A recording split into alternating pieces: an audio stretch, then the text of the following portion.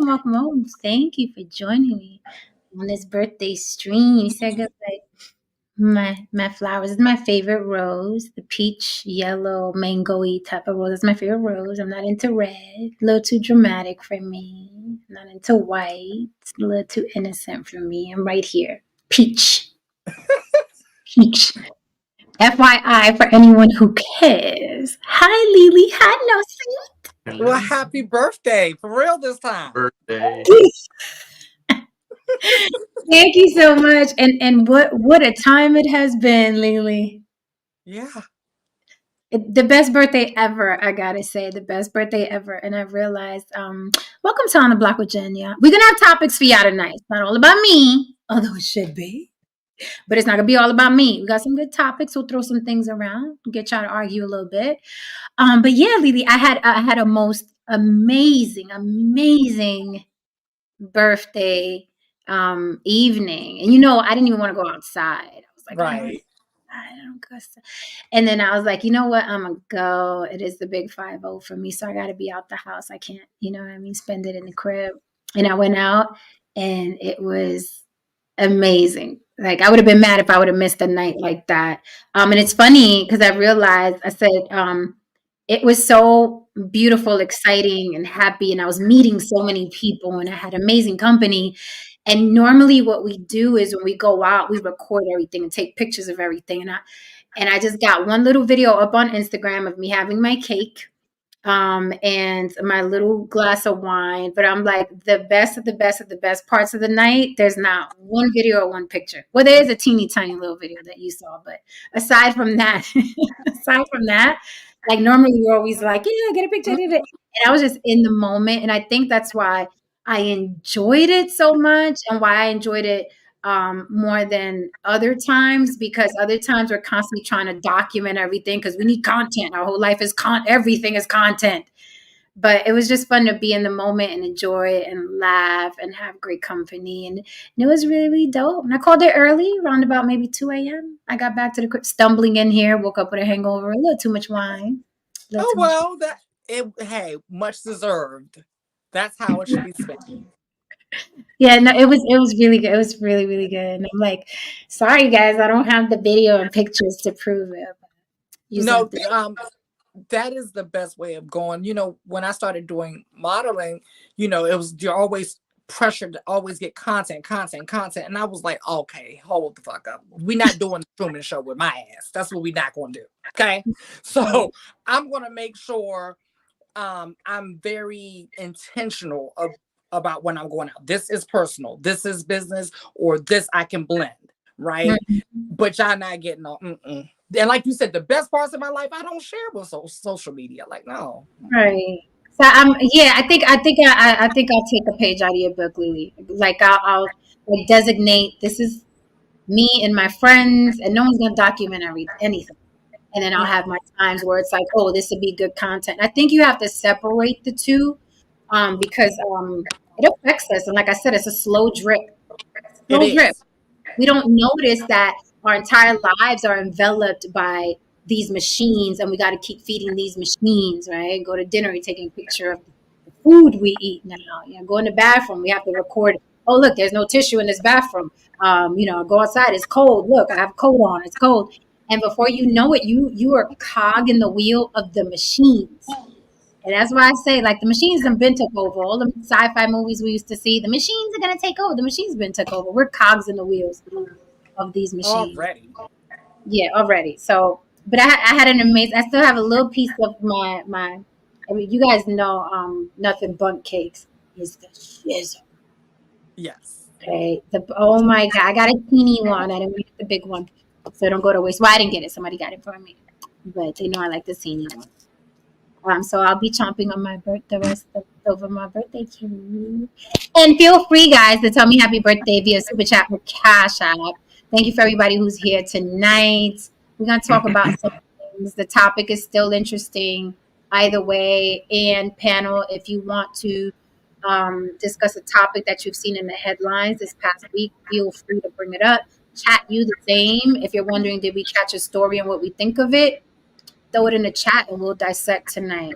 Tonight's going to be we're gonna be all over the place a little bit. But however, the topic I'd like to cover is the the downfall of all these men in power. Is that gonna make for a safer place for women? Is it gonna be better for us, or is it gonna backfire later as far as how men deal with working with us now, especially in the entertainment industry? Like, what do you think? Is it gonna be better for us? Is it gonna be safer for us now, going in as women, or are men gonna be assholes about it? What you got there, no saying? I see you got something. Yeah, I'm about to crack it open in celebration of your birthday. Yay! What is that? I'm doing my trusty water today. By the time I realized, I was like, I have no ginger ale. It's too late to run across the street. I was like, I got Pepsi out of a champagne flute because we fancy tonight. Right. Look at my ginger ale. I got to work tomorrow, so that should be enough. But I tell you what, I went to like the Disney World of Spirit store. It was amazing. Mm-hmm. It was I was just like, oh my god, like 400. I like tequila, and it was like $400 bottle of tequila, and I didn't touch that, but I just got my good standby. Yeah, nobody. And this doesn't give you a hangover. I know, Jen. Listen, someone made me taste some expensive tequila last night. And I don't know how you men do it. It tasted like it could start a car. Okay. The fucking horrible. I was like, who does this to their body and to their throat? Who does this? No, try it. No, you gotta do. And then, my friend was like, you gotta do it with the orange. Go ahead, bring her the orange. And I was like, it's literally like putting an orange slice in a glass of gasoline. It doesn't matter. No, you gotta do the orange zest, and you gotta do. And I'm over here eating the orange slices. And that's another way to do it. Yes, we'll see. Let me tell you the truth. Hell, it tastes like hell. Let me tell you the truth about alcohol. Okay. The truth about alcohol is the end justifies the means, right? In reality. But the brand is a social status. So you're supposed to be like, oh, my palate is, it's all in a game, right? But the shit doesn't taste good. It really doesn't taste good.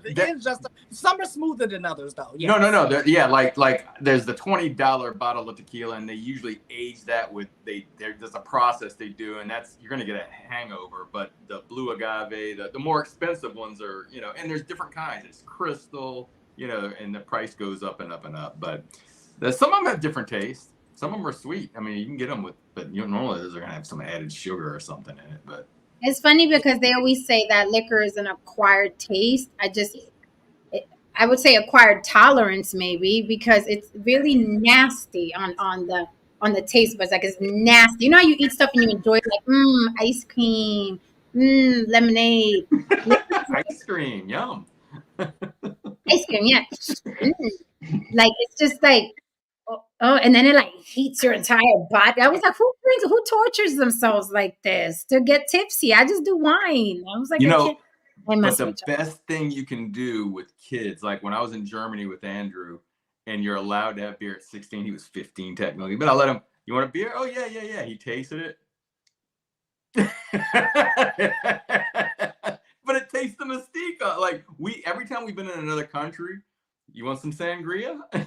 You want this? You want that? Because it's not illegal, and it takes the taboo out of it, and then they can say, okay, what's But yeah, he wasn't crazy about beer.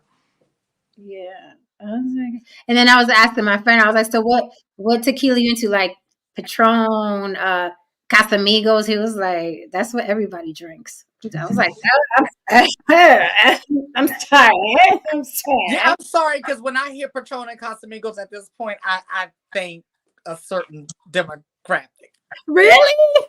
I think of neighborhood talk. Oh.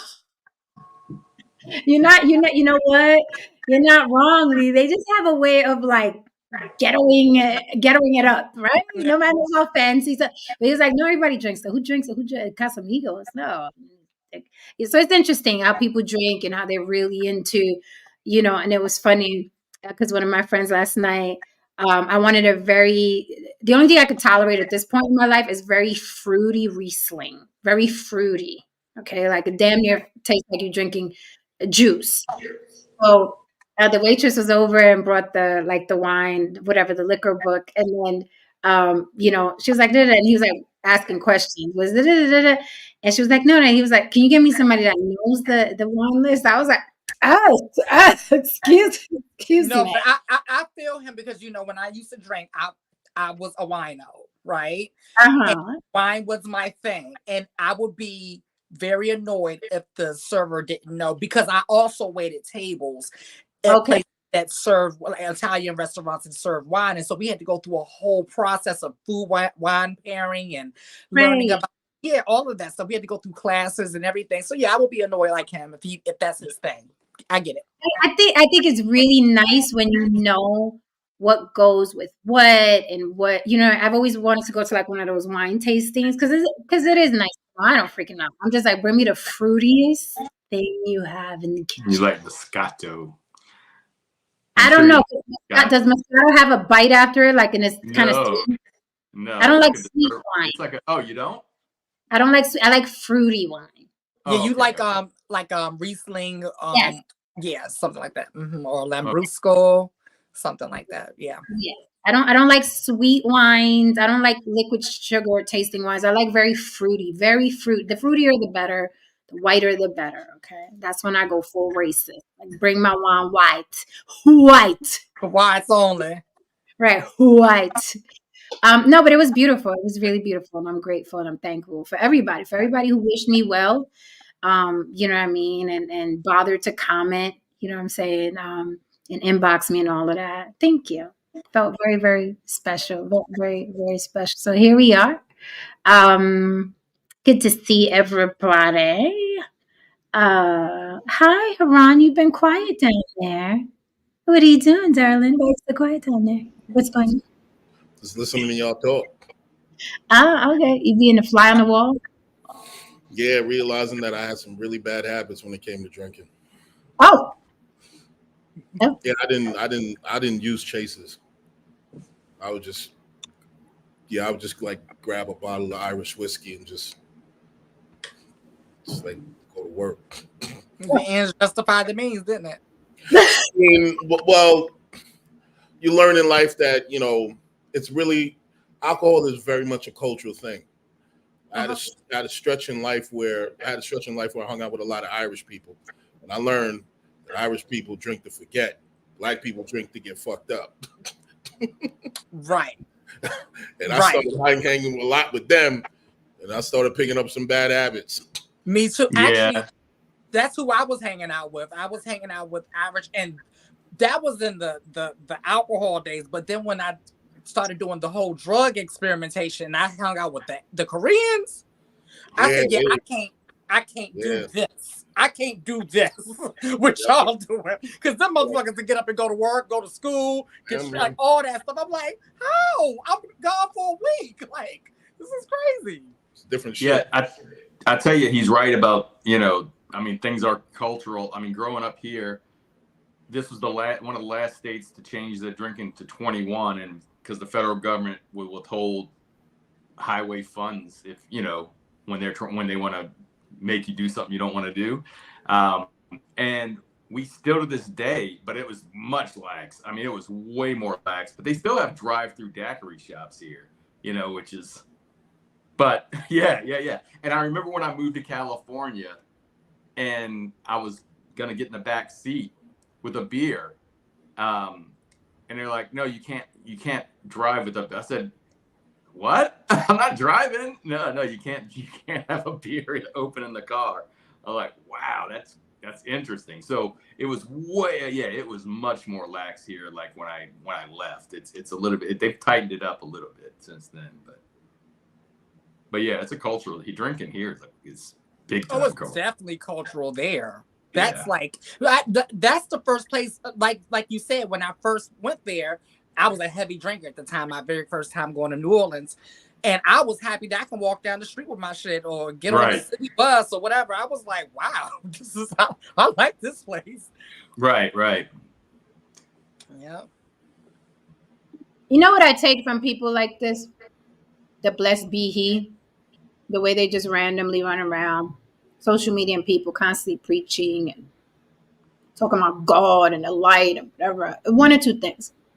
One, either you're mentally ill, because there was a study, religious people, it's almost considered a mental illness at this point because you have to retard your brain in order to believe something you've never seen. You literally have to retard your brain. That's why children do it with fairy tales. And you grow up, your brain matures, and the fairy tales go away, right? So religious people, adults specifically, they must retard their brain. They must. They have to suppress the part of their brain that thinks, the part of the brain that is logical, right? You have to suppress that in order to believe there's a magician in the sky that's looking out for you. So it's one or two things when I see this guy, blessed be he. One or two things. Either he has fully managed to retard his brain, like many religious people, or he doesn't really believe any of that shit. So he runs around preaching it because it helps him rationalize that it's real. It's one or two things. Either he retarded his brain to this point here, because who would do this? Who would do this on, what is it, Saturday? On a Saturday night, who would do this, right?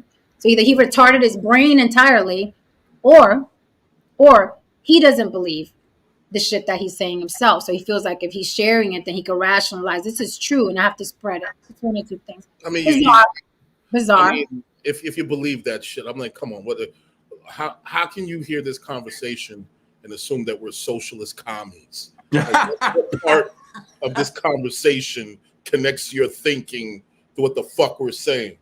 We're literally just talking about alcohol. We're just literally talking about alcohol and having a nice time and tastes and palates and wine. How did you get socialist commie out of that shit? What the fuck is wrong with you people? We didn't say we were drinking vodka.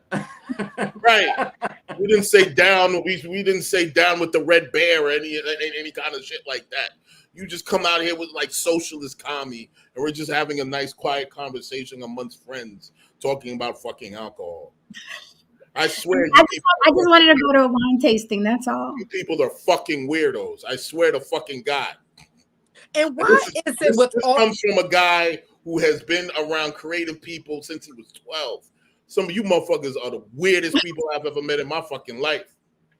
No, seriously. And why is it out of all the religions we have in America, why is it that it's like usually the Christians that do this mentally ill thing where they just like, rah, rah, yeah, listen to me, God, my God. Yeah. And I'm like, well, there's like other people who believe something and they're not bothering anybody. They're just going around their Christians are the bullies of the religious world. They are. They're the Devos of the religious world. Like, at least with the Jehovah's Witnesses, they'll ring the bell. Like, I guess he's not here. Maybe we'll come back, or maybe we won't. And they'll leave you alone eventually. Man, them Christians, man, they will bombard you, man. They'll hog tie you, kidnap you, all kinds of shit. You know what I mean? You know, throw rosary beads at you. It's like enough. Like, seriously, man. Seriously. They are the Devos of the goddamn religious world. They are, because even we discovered that when we were and excuse me, y'all could just come in the room, hit that like and subscribe for my birthday. I am going to be chomping on my cake, so excuse me. We discovered that a lot when we was doing the atheist versus religious. They're very, just the word atheist, and they assume, or when we talk about a God or a religion, they assume that we're talking about Christians only. It's very interesting, but it's because the majority of people in this country are Christian, right? Yes. Statistically. Yeah. And that is thanks to white supremacy. That is thanks to white supremacy. But yeah, the funniest thing about it is that, especially the way of the religious conservative right, is they believe totally opposite of what Jesus taught in most of the stuff that they're preaching right now. It's insane how far off their beliefs are. I'm talking about the evangelicals. Yeah, because they always. I'm looking at James' comment. I was like, what country you been in? I'm like, they target everybody else. Like, everybody be minding their business. Like today, Exhibit A, and then they come spewing their stuff onto. Because they don't hit back. Christians are the worst. They are bullies. Oh my God! I said to my mother the other day, and she's a pastor. I said, "Mom, you all are bullies." Like, they don't hit back. Listen, they don't hit back. You guys know I like that show, Fear Thy Neighbor, right? Oh, I love Fear Thy Neighbor. Okay, Lily, they dropped one yesterday on my birthday. I'll watch it after this. A Christian man who insisted he had to keep his neighborhood safe. Uh-oh. This is the worst Fear Thy Neighbor I've ever seen in my life, Lily. The worst. Christian man, he insisted it was his divine calling to keep his neighborhood safe. So he would meet people, and if he didn't like you, all of a sudden he had beef with you because you were not following the word of God. Christian, okay? Long story short, it's a two-parter. I've never seen a Fear Thy Neighbor two-parter, Lily. It's a two-parter. This man burnt down the I house. saw it. Did you see it? He saw burnt it. down the house of a man who used to take people in, like vagrants and homeless people and stuff like that. He didn't like the riffraff that was going on at the party and they were doing. And the owner of the house, he went and got a hip surgery. So he couldn't move around. The Christian burnt down his house, killed that man and the woman that was living with him. Oh, you think that's the worst of it? So another family moves into the neighborhood. They're getting along, and this is why I don't talk to my neighbors. Because you notice it always starts off with them getting along. Always.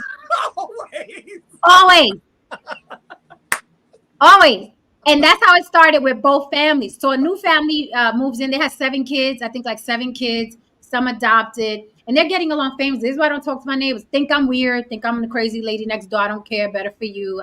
Don't talk to me. So they're getting along fine. Then they start doing little parties over there. You know, a family of 7 kids, there's always some christening, some birthday party, some Mother's Day, something. Big families like to celebrate, right? So they celebrating their little thing. There's little kids playing in the front. He starts like, they're selling drugs. They're doing drugs over there. Really? In the wee hours of the morning, this man sets the house on fire, kills all 7 family members, from the adults to the babies. Everybody wiped out the whole family because he was a Christian and he felt God put him here to keep his neighborhood clear of sin.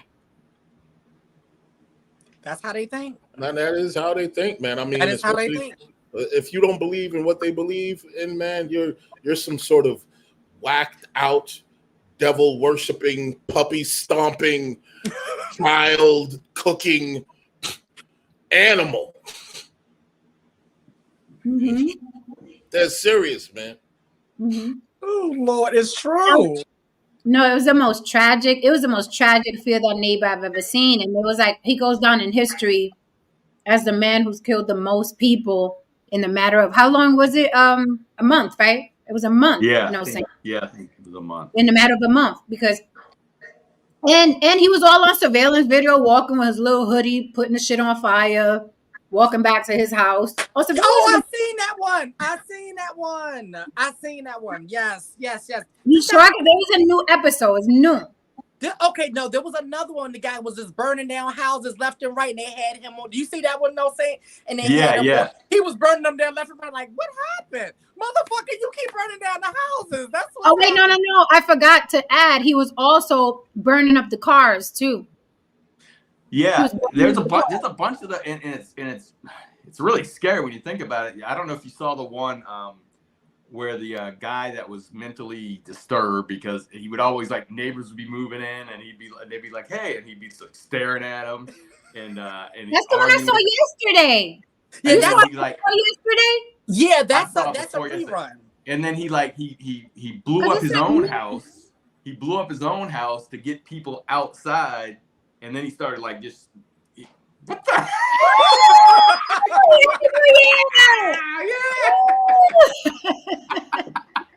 What is going on? I don't know how to do it, but it's awesome.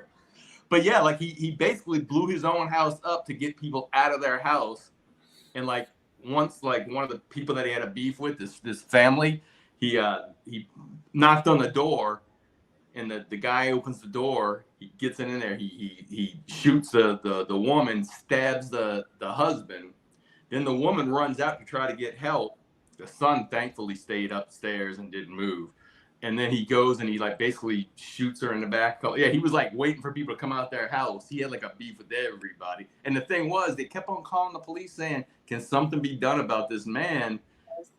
And they're like, he hasn't done anything. He's just, you know, they got like a protection order and everything. And yeah, it was that show is scary. Phoenix Rising, he got locked up. He got like 7 life sentences or something wild. He was still saying he didn't do it. He was still saying it wasn't him all the way to the prison. He was like, that was him. I didn't do it. Yeah, he got, but just horrific. 7 family members, all there, and they all died huddled together in the upstairs room. Just absolutely horrible. But that's a Christian for you, okay? It's a Christian. Not all. Most of you think like that. You think you are the most of them definitely suspend disbelief, I think. Yeah. Mm-hmm. For sure. Have to. There's no other way. I used to say that to my mother growing up in the house. I used to say, you have, like, you're asking me to not think. You literally are asking me not to think. And that shit's weird to me. Like, that's just not how my mind works. Like, I'm a critical thinker. Yeah, don't question. Yeah, like that's just not how I operate. I mean, I know that. It's almost like cops. Like, you know how they say the biggest gang is the cops, the police department. In my opinion, Christians are like that. Like, they know, like, they're in some sort of gang and they're backed by the God that'll kill you if you don't listen. It's a bizarre relationship they have, right? Well, God don't like that. God don't like ugly. God's gonna judge. It's almost like they're part of a fucking mob, a mafia, and yeah. And I don't know. This guy is like, you know. Yeah, it's Ivy. We haven't seen you. It's funny. You know how they say, "Speak of the devil, and the devil will appear." Here's a Christian. How are you, Alfred?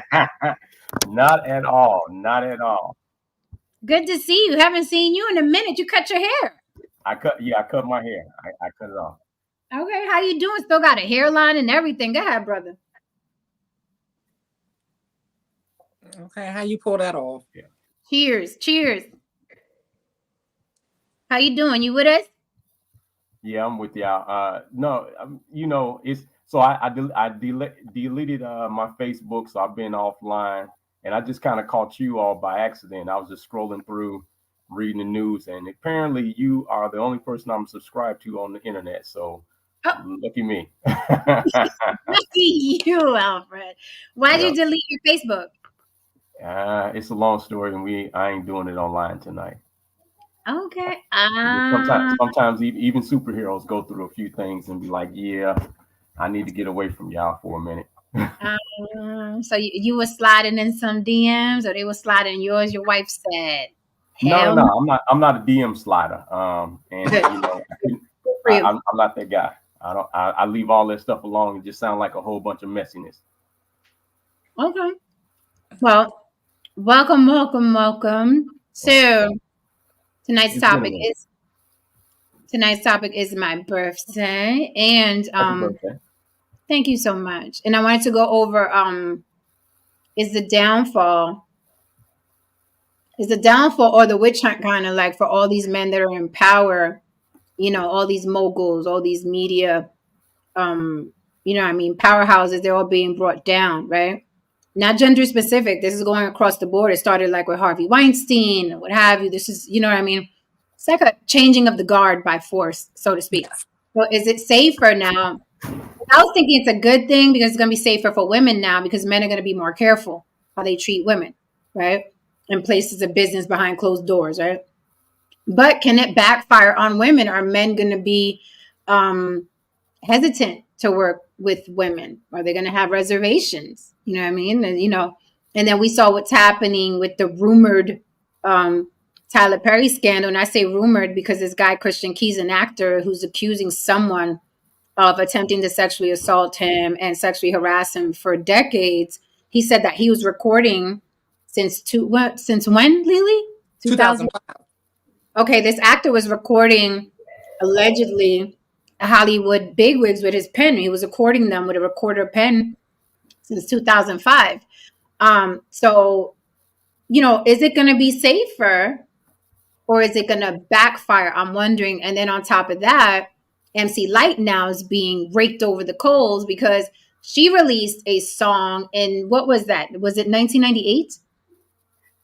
I think Or it was was 1998. was it 98 or 88? I can't remember. It wasn't 80. Okay, it wasn't in the 80s? Mm-mm. Okay. And I'm going to read to you. I'm going to read to you the lyrics of this MC Light song, and people are really upset that she's not being held accountable for this. So I want to dissect it a little bit. Now, bear in mind, this song was written by 7 people, 6 men and MC Light. That's 7 people. And they probably all got $50 for this song. That's a lot of people. So it was written by 7 people, 6 men. Keep that in mind before I read these lyrics. 6 men and 1 woman, which is MC Light. These are the lyrics. The song is called Too Young for What? Okay. That's the name of the song. Too Young for What? And the lyrics go, I'm too old, ? What's with that crap? Come on now, brother. Age is just a number. Anyway, what matters is your state of mind. And if you give me some time, I'll make your heart all mine. I don't like pushing and I don't like rushing, but most of all, I don't like fussing. So come on now, sweetie. Why don't you stop fronting? Besides, older folks come equipped for good loving. Are you really serious? Age really matters? I thought telling you this, you would be flattered. Well, I guess I was wrong because you still ain't with it. Oh, well, forget it. Nope, nah. But don't you dare touch me. You said you wasn't with it. You waited too long now. Light is not having it. I could have showed you things, taught you how to explore. My question is, what are you too young for?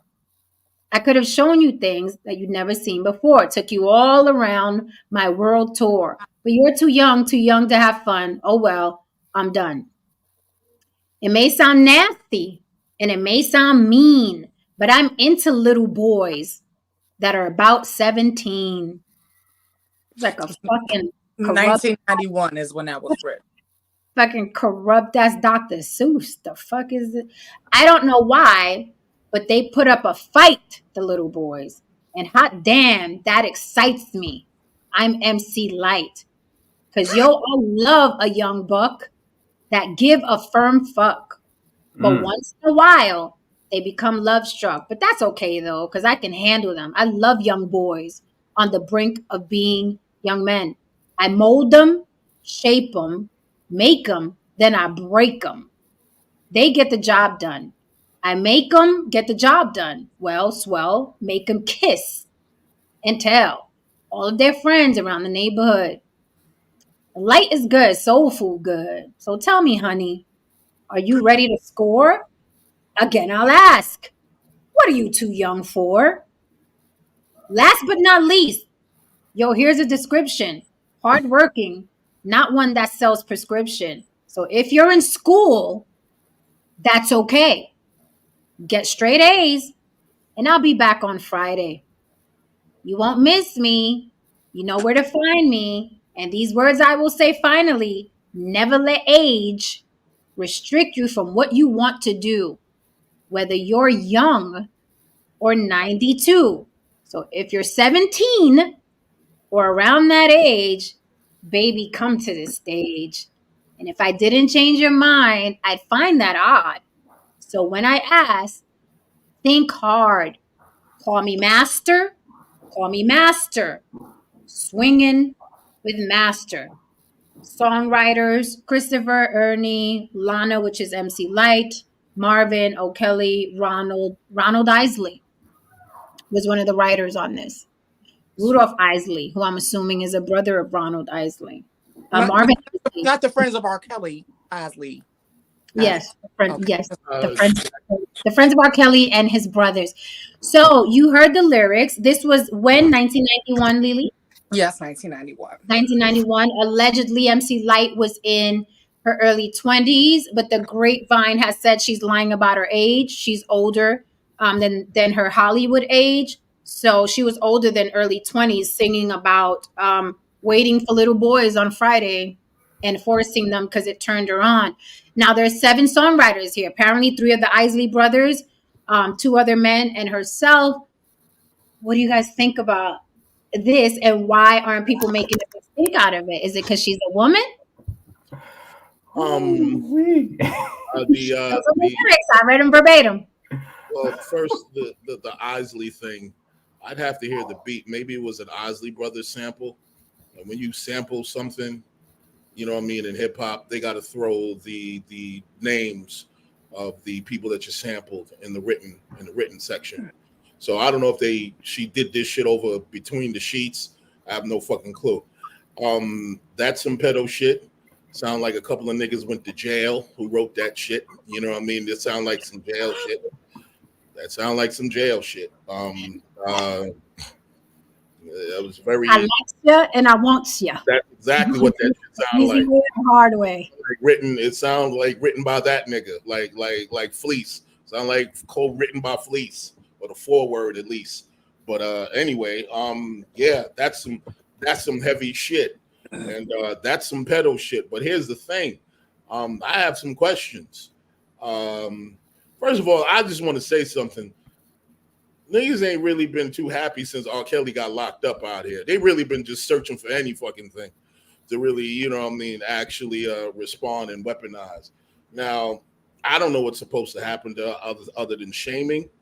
We could do that. We could acknowledge that. Ask her, hey, man, what's up with these pedo-ass lyrics? But on the other end of it, you know, let's just call it what it is. It's not a genuine concern. You're just taking this shit and weaponizing it. You don't give a fuck. You went to 1991. You dudes went to 1991 or wherever the fuck you going to get these lyrics to do what with it? No crime was committed. It's just some disgusting fucking lyrics. You know what I mean? But no crime was committed per se. At best, you can question her on it. But if it was a guy, yes, he would have been raked through the fucking coals. Absolutely. I will say that though. That's some heavy shit. I didn't even read it. I didn't even listen to it. I didn't think it was gonna be that deep. I thought she probably said like, "Oh, look at the cute guy," and he's like 17 or some shit like that. No, this sounds like a pedophile manifesto. Yeah, it really does. This shit sound like instructional, a pamphlet. Yo, this shit sound like all you do is all it needs is a roofie. You know what I mean? To really, you know, really even out the whole thing. Yeah. I mean, when you hear the lyrics, it sounds masculine in nature. Right. Yes. Although, and don't get it twisted, I speak about Auntie Touchy here all the time. Auntie Touchy and Uncle Grabby in everybody's family. There's always an Auntie Touchy and an Uncle Grabby, okay? And I found out yesterday that women are more likely to molest than men are. And I'm telling you that's because women are under the radar. No one's expecting that. Absolutely. When we go up, Lily, what do we hear? I'm not sending you over there because that girl got uncles and brothers. We never heard, we're not sending little John over there because, you know, his friend got aunts and mothers over there. Women molest too. I talk about that a lot here. So, yeah. However, the lyrics sound masculine in nature. They sound predatory. They sound the way a man is a predator versus women. However, I want to see, Haran, if this is an Isley beat. I pulled up the song. Let's listen to it for a little bit. Yeah? Okay. Yeah, that doesn't sound like a 21-year-old woman writing that. That's like... But she was in the room.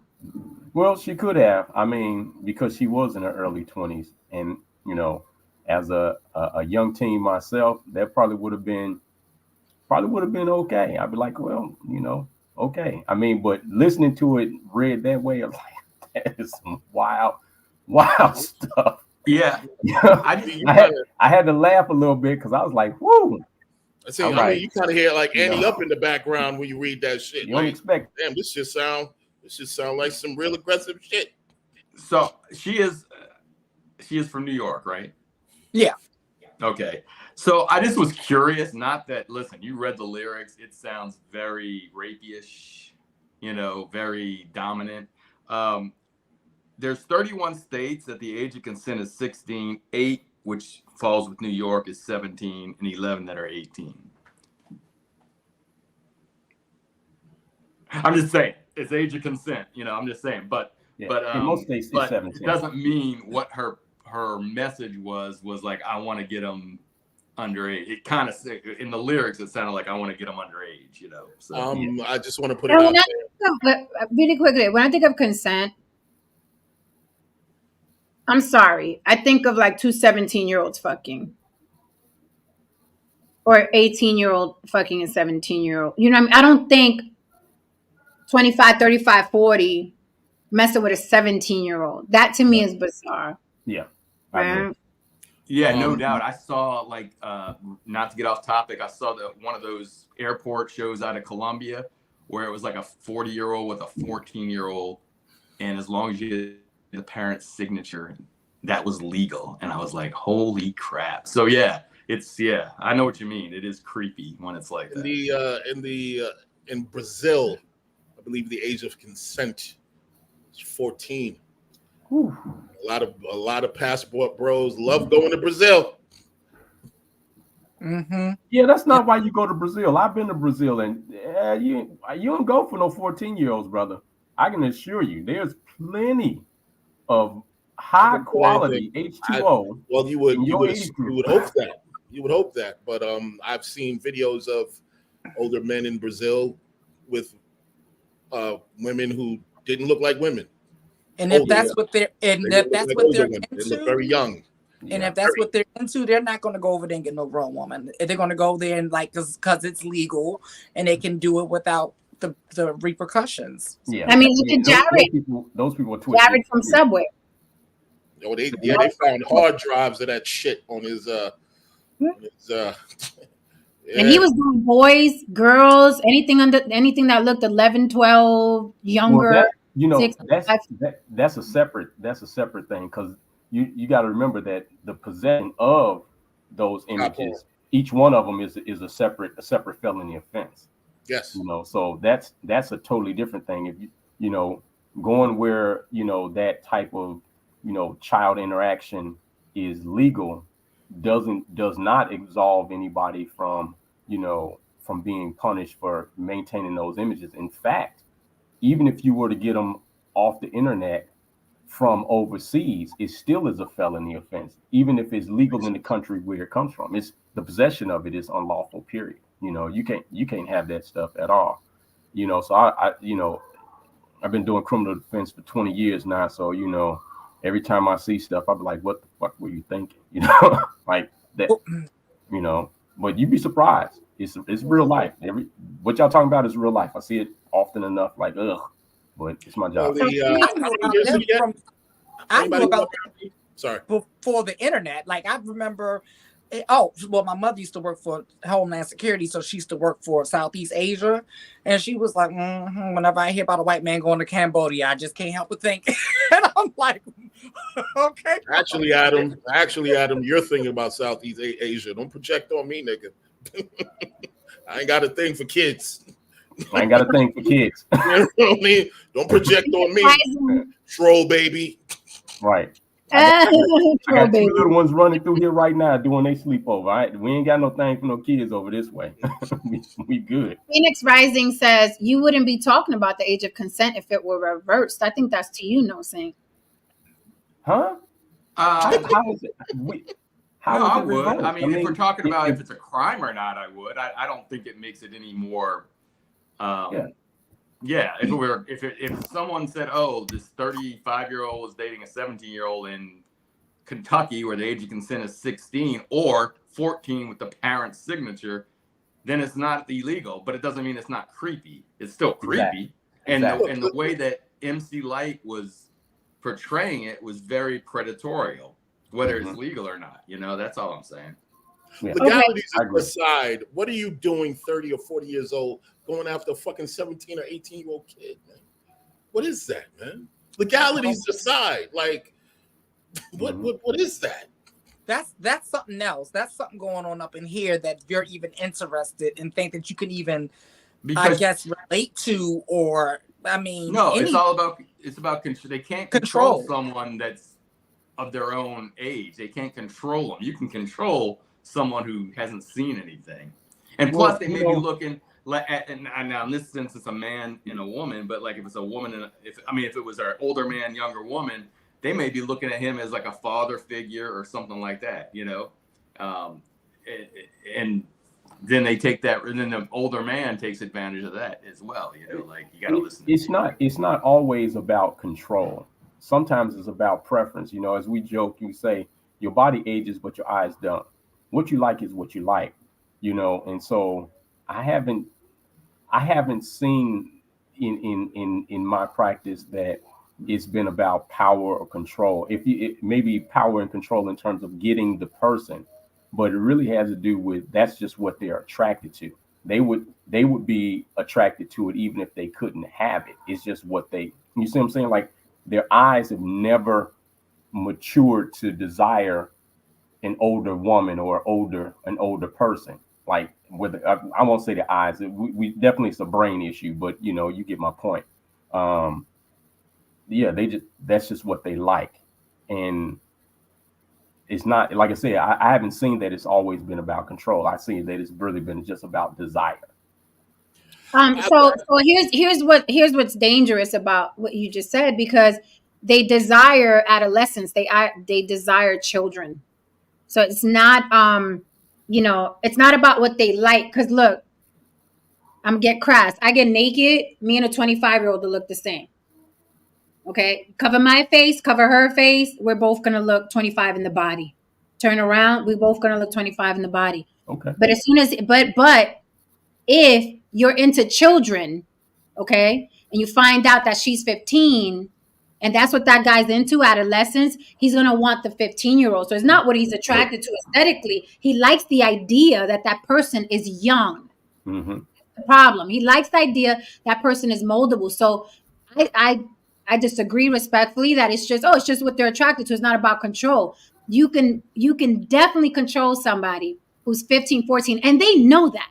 So it's beyond aesthetics, because there are a lot of older women that are beautiful and gorgeous, got tight little bodies and perky titties.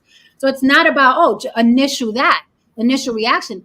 You heard the song here, I'll Be Back to Your School. They literally target where children are going to be. So it's not just a man's walking through the street and it's like, oh, that body looks young and tight. I like that. No, these people specifically go to school. Why? Because in the school, there are children. Right. And not So just it has a lot to do with control. It has a lot to do with control. I dated a 30-year-old woman, man. And after a while, I was like, this shit is just fucking tedious, man. And, you know what I mean? Just 30 years old. And because as an older guy, it's just like older women know when to leave a man alone. They know when to give a guy space. You know what I mean? She was still at that age where she was clingy. She wanted attention. Give me. You know what I mean? Why aren't you here? And it's just like, nah, I'm not in that phase with you. You know what I mean? And I'm an older guy. I got shit to fucking do. So again, when it comes to these older guys who go even younger, like 19, 18, it's just like, what do you, again, it's like Manolo from Manolo. What's his real? I forget his real name. Manolo from Scarface. Some Bauer. Some. I don't know. I forgot his name. But his girlfriend was 18 years old. 17, 18. You're freaking old, dusty man with this 17, 18-year-old. It's not just her body, because there are women that are older with better bodies than that child he was running around with. So you can't tell me it was like, oh, no, younger women have tighter bodies, because there are women running around that look better than that 18-year-old that he was running around with. She looked 18. Mm-hmm. And I'm just like, I'm always thinking of mentally, like you've got to be mentally, I guess arrested development has to be taking place in you to even, like, what does that look like? What outside of the sex? What does the conversations look like? What do you have in common? Like, I don't know. I would be frustrated as hell if I just have nothing to communicate with the person. It's just weird.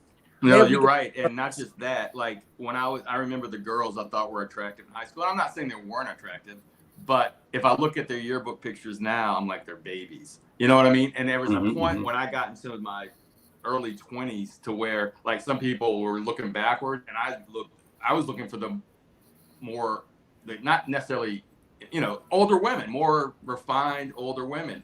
I've never looked at 16, 17, 18 because they look like babies to me. They still do. A lot of them look like when people say, "Oh, they look like they're older." Not to me. To me, you can.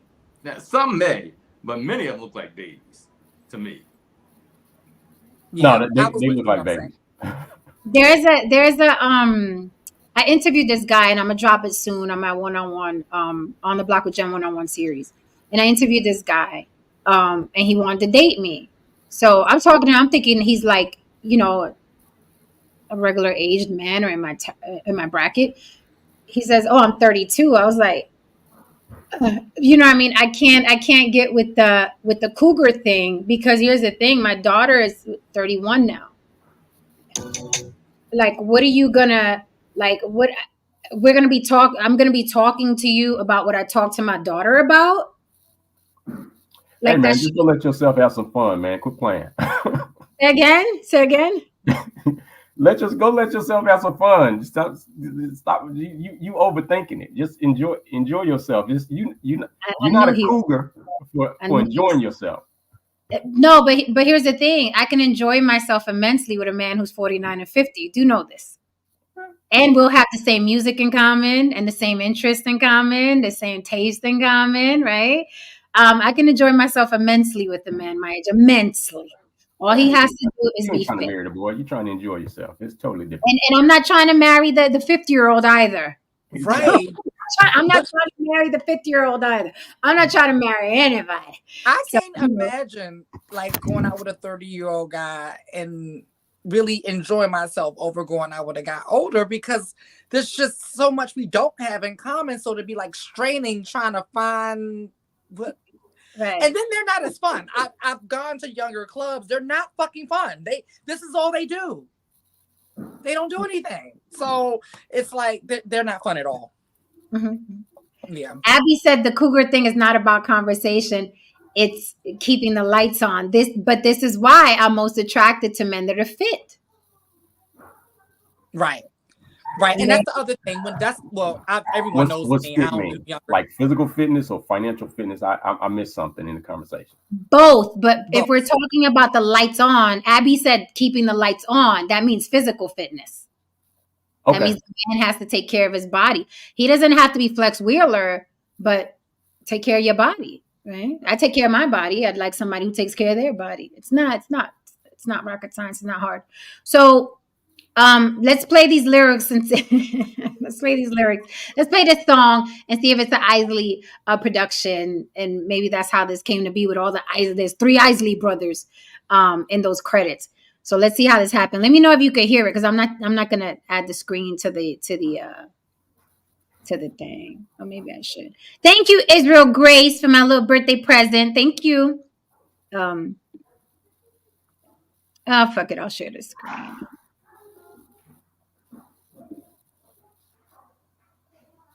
Let's play this garbage. Oh, wow. I got a scratch in there and all that. I love MC Lyte. I wonder what that scratch said. Hold on a minute. Thank you so much for the super chat. Fahim Jackson says you're not age appropriate for Jen unless you can complete this lyric. I'll give you the sun, the moon, the rain, the stars, and the mountains. I'll give you the word. That is correct. You have to be able to finish that. Okay. Thank you for that super chat, Fahim. Thank you for the super sticker, Adam Hearn. So that's the song. So going back to what you said, Haran, according to you, all 3 Isley brothers are named there because that's their sample. So they had nothing to do with the lyrics or the writing. Yeah. Is that what you're saying? That's only for royalties. That's what royalties say. Yeah. They put who did shit and whatever. That's what royalties say. Okay. So then that leaves 3 writers, which is 2 men and MC Lyte. However, you have to agree to the shit in order to use it. Correct. Yeah, you got to know where your music is going, right? Right. So you got to agree to it. So. Okay. So should MC Lyte be pulled over and it's like, yo, what do you have to say for these lyrics? Well, sure, why not? If he was a guy, she would have been asked. I would if I were representing MC Lyte, I would tell her to say, "Fuck you." I wrote that song when I was in my 20s, you know, or I was 20 years old. It came out when I was 21. You know, I performed it a couple times. I'm over and done with it. You know, I find that many people in this whole getting pulled over type of conversation or this, they entertain it too long. And really what you really should do, especially in with a song like this, you know, is leave it in your past. Everybody's done something in their past that they are absolutely ashamed of and would be mortified if people saw it, you know. And but her, you know, vilifying her for that, you know, that one song, I was like, whatever. I would, that's that. I mean, but that's, you know, that's the way I handle a lot of cases. Be like, look, okay, you may not like the lyrics, but then, you know, what else is there? Is there any other body of work that would make you think that MC Lyte is that way? So if I were her, I would just ignore it altogether and that and just move on. I mean, she did some fucked up shit back in the day and leave it go. That's the problem with the world, is we won't let you be young and dumb and stupid. You know, who do we cancel? And I say we cancel. I didn't participate in that BS. I don't believe in it. But there was somebody who got canceled for something that they did when they were like in high school. Like, you gonna go? He wrote some racist things when he was in high school. I'm like, who didn't do something stupid when they were in high school? Leave it go. You know, why fire this person, cancel them, do all this stuff because they did something foolish? I mean, when I logged in, you were talking about Christians. Hey man, I went to church years ago and I stopped going for a while because I met some of the worst criminals inside the church house. And I had to reconnect with God outside the church in order to go back to church, because I was like, the devil is in here. You know what I'm saying? But he right here. You know, so once I got away from judging people, I left it go. I would say. Okay, You know, passing the mic. What do you think, No Saint? Yeah, You I think she agree that answered for those lyrics? no, I agree that looking back to someone's years in high school, like 15 or 16, where they say something stupid or have a certain view from that age, you can forgive. But I will say this: if you're going to go after MC Lyte, what's the record company? Because they're producing that as well, and those are much older adults, I'm sure, running those companies. You know, so you know, I'm not saying what she did was right, and she was in her 20s, but I'm saying you can't just attack that person because someone actually produced that and made a lot more money than she did putting out that album. You know, they're putting out, if we want to say it's child pornography or something like that, CP, I guess I should say, then someone was actually printing it and throwing it out there and advertising it as well. So you would have to go towards a lot more people than just MC Lyte. So this is what I'm thinking. There's a couple of things that are debatable, and then there's something that's not debatable. That's kind of sticking with me. The one thing that's debatable is who wrote these lyrics actually, right? Who's responsible for writing these lyrics? It does sound like a man wrote the lyrics. And how much power did MC Lyte have in that particular time period in her career, in her life? That's up for debate, right? If people were to bring this up. What's not up for debate is that this came from somebody's mind, one. And if you know anything about pedoism, that is something that only has like one solution, which is castration, which is illegal, right? So that means that somebody, if they're still alive, still running around thinking like this, and hopefully it's just staying in their mind. But that was very detailed. Like, that was very fucking detailed. And you know, when you're an artist, you're like a channel, like it's coming through you. So that's what's got me feeling a little weird, you know, out of everything.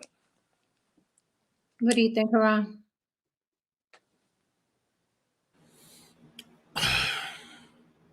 This is a fucking nothing burger. It really is. I mean, a couple of motherfuckers sat around. They were bored one night, and they were digging in the crates, and they found this shit because they're trying to weaponize against women. And this is, ironically, this can be a great example of that. This is how this backfires. Men moving in this kind of desperation in response to women wanting to be treated fairly in the workforce and so on and so forth. Women want to be treated fairly in society. Men are going to continue to do shit like this. things are going to get pretty testy and pretty violent, because it always does. When one thing swings into another direction, the response from the other side is some absolute same degree of complete force. We never land in the middle as a society. Oh yeah, I meant to answer your original question. Yes and yes. Will it be safer? Yes. Will it backfire? Yes. So safer in the, it'll be safer up front, but later on they'll try to find a way. They'll try to find a way to get back. Like, oh, okay, whatever. They'll find some type of way. Who is they? I'm trying to the men, right? The original question was coming off of who was it originally? Somebody said something, and we were saying, is this going to be the result of women being treated like safer in entertainment, or will women have to pay for this later? Like, will there be backlash later? For? Well, and I said yes and yes. Okay, I can understand that. Hold on, Alfred. Thank you so much, Dr. Frizzle Frost, the warrior spirit, for the birthday gift. Happy New Year to you as well, sir. Salute to you. So here's what I think of it. I don't agree with Alfred Ivy. Here's why. Because she is not a mail carrier. She is a celebrity. She's still in the music business. Now, if she wasn't still hosting BET Awards, hello, I'm MC Light, coming up next, Method Man. And, if she still wasn't doing that shit in between commercials for the BET Awards, if she still wasn't a public figure, then I would say, fuck it. It is a nothing burger. Who cares? You're not even in the industry anymore. However, the current environment is calling people to task for shit they said when they were 16, 17, 18, 19, 20. You know what I mean? And first album, second album back in 1991.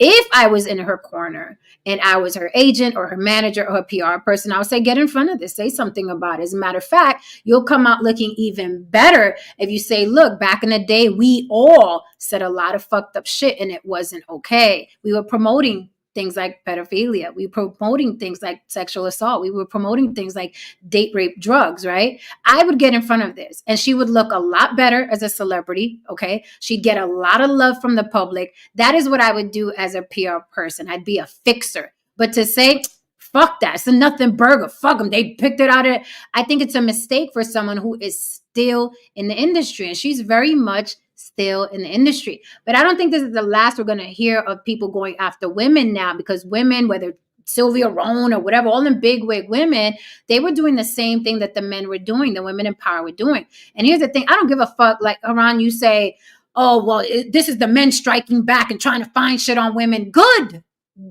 because I think everybody should burn. The women and the men. If their work led to the promotion of sexual assault and pedophilia, that's where I draw the line. Now, somebody back in 1972 saying, I don't like black people, I don't like white people, I don't like Latins, or I don't like Mexicans, that to me, that's a nothing burger, because human beings are tribal, right? And everybody's allowed to stick to their own and stick up for their own. I'm not offended by that. But I am very offended by people who promote sexual assault and pedophilia and molestation and things like that and get away with it and becomes the culture, because it's the culture of the music business. BBD said it, MC Light, obviously, R. Kelly, Rick Ross said something about date rape, drugs. So a lot of them do it. It's literally a culture. So I don't care that they go after the women. They should go after the women. Go after the women, the men, the dogs, the cats, the frogs. Go after everybody. Let all of this go out in the wash, all of it, because I think it also protects little boys. If you put the light on women do this too, it also protects little boys who are seldom, if ever, protected from older women who are molesters. So I don't care. Call them all out. I don't care if it was 20 years ago. Make that person say something. Make that person atone. I still think Snoop Dogg should atone for walking black women on leashes and on a global stage. I think he should say something about that. I don't think that you should skate after you make millions and billions of dollars throwing people under the bus and not have to atone or say something. Even if it's bullshit, say something. So we're saying that it is important, and I hear what you're saying, And I feel what you're saying. So we're saying that there should be a degree of female accountability concentrated on this particular situation, just overall. Everybody accountable. So if we're going to do that, then I'm all for also everyone just laying it down the line and admitting how they enabled the Weinstein moments, how they enabled everything, men and women. Is everyone ready to sit down and have those real conversations? If everyone's ready to have those conversations, I'm all for it. But see, I think the flip. Really quickly, I just want to respond to that really quickly. I agree with you 100%. People are not going to like that I say this. People are not going to like that I say this. Aside from physically violent sexual assault, listen to what I said. Aside from physically violent sexual assault, or being drugged, okay? Put that on the side. I am not talking about that. I am not touching that.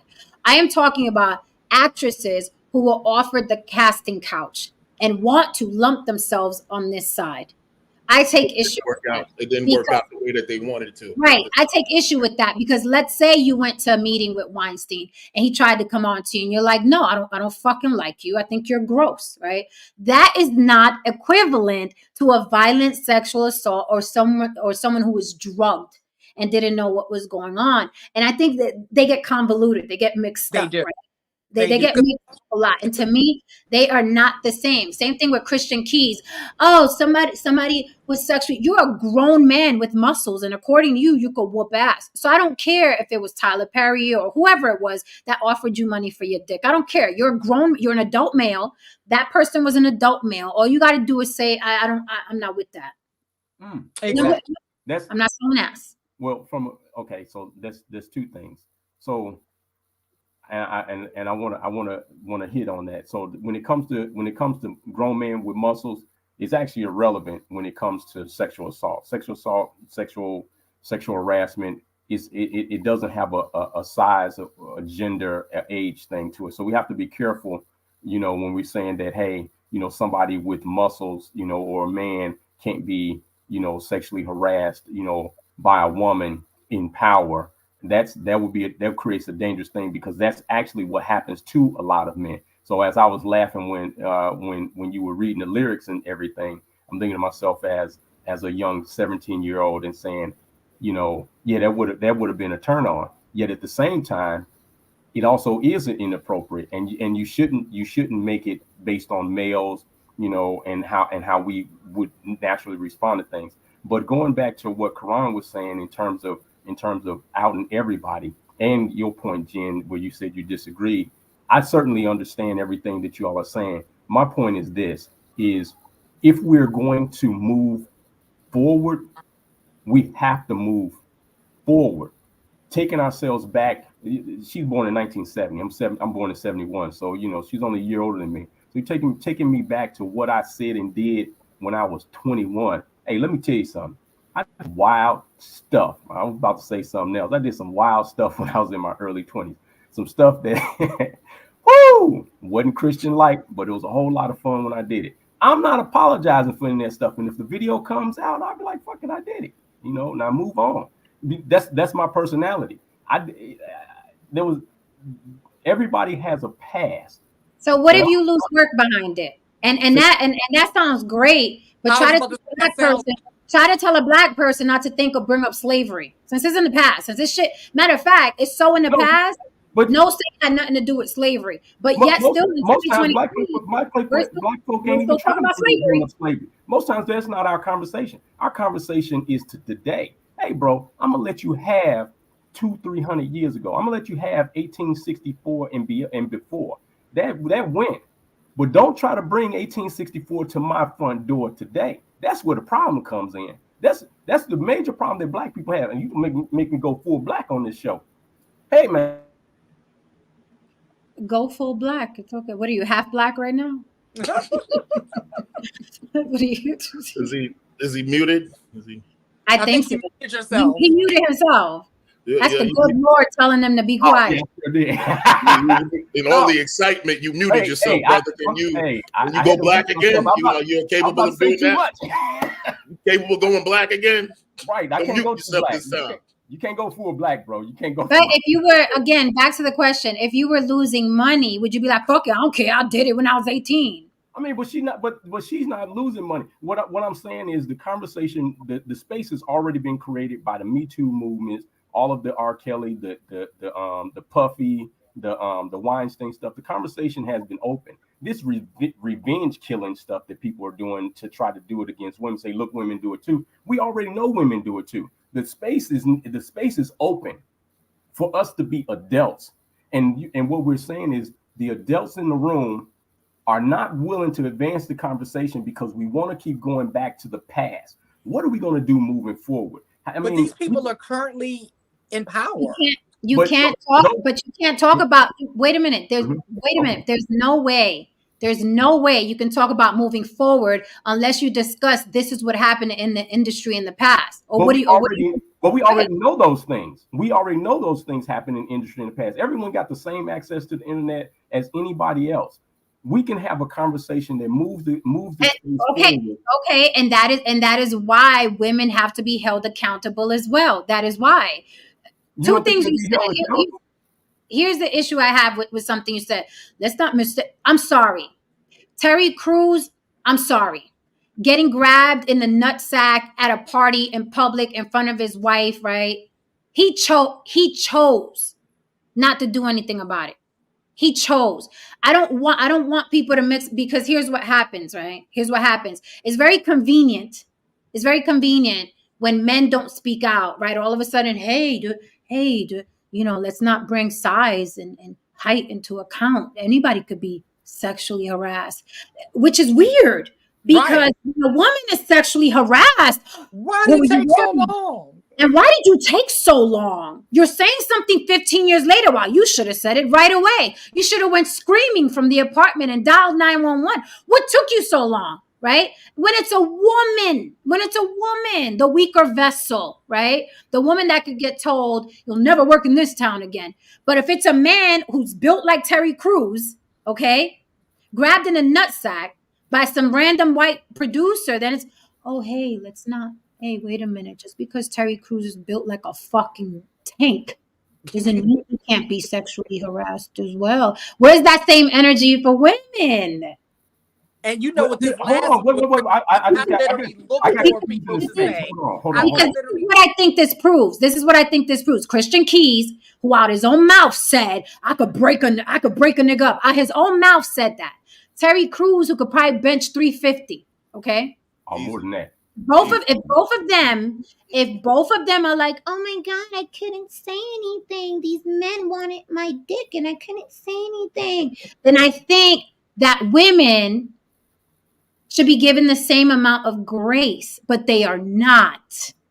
That's a separate thing, because sexual harassment is what it is. It don't have, again, I'm going back to, it doesn't have a size or agenda attached to it. Wrong is wrong. Okay. If we're gonna draw the line and we're gonna say this is wrong, then Terry Crews shouldn't have to. See, you see what I'm saying? He shouldn't have to throw that guy off of a balcony and bust him up. You know how many times I've been in situations where somebody was supposed to get their spine ripped out, and I had to I need this job. I got to go to work tomorrow. You know, and so we let a lot of stuff go in this world that we probably wouldn't in a different scenario. You know, we just call them ghetto passes. But wait a minute. Hold for 1 second. If that was the actual case, wait 1 second, brother. If that was the actual case, and yeah, we should look at things from that perspective. But then there's also human bias, because if that was the actual case, they would never question like, well, what was she wearing? What was she? Why was she out so late in the morning? Why did she know he such and such was drinking? Blah blah blah. Those kinds of questions wouldn't even arise. It would just be flat out, somebody is accusing someone of sexual assault. Let's get down to the bottom of this. Exactly. Where's the evidence? Where's the evidence? Where's the DNA evidence? Right there. All of those things that can color someone's opinion. Yep. In terms of what they were wearing, blah blah blah, so on and so forth. That shouldn't be even be a token in the conversation. However, they are. This and is in the real world. They are. So Terry Crews, yes. Immediately, what I thought, like, this dude is benching 350 easy. He's repping that. That's his warm up, bro.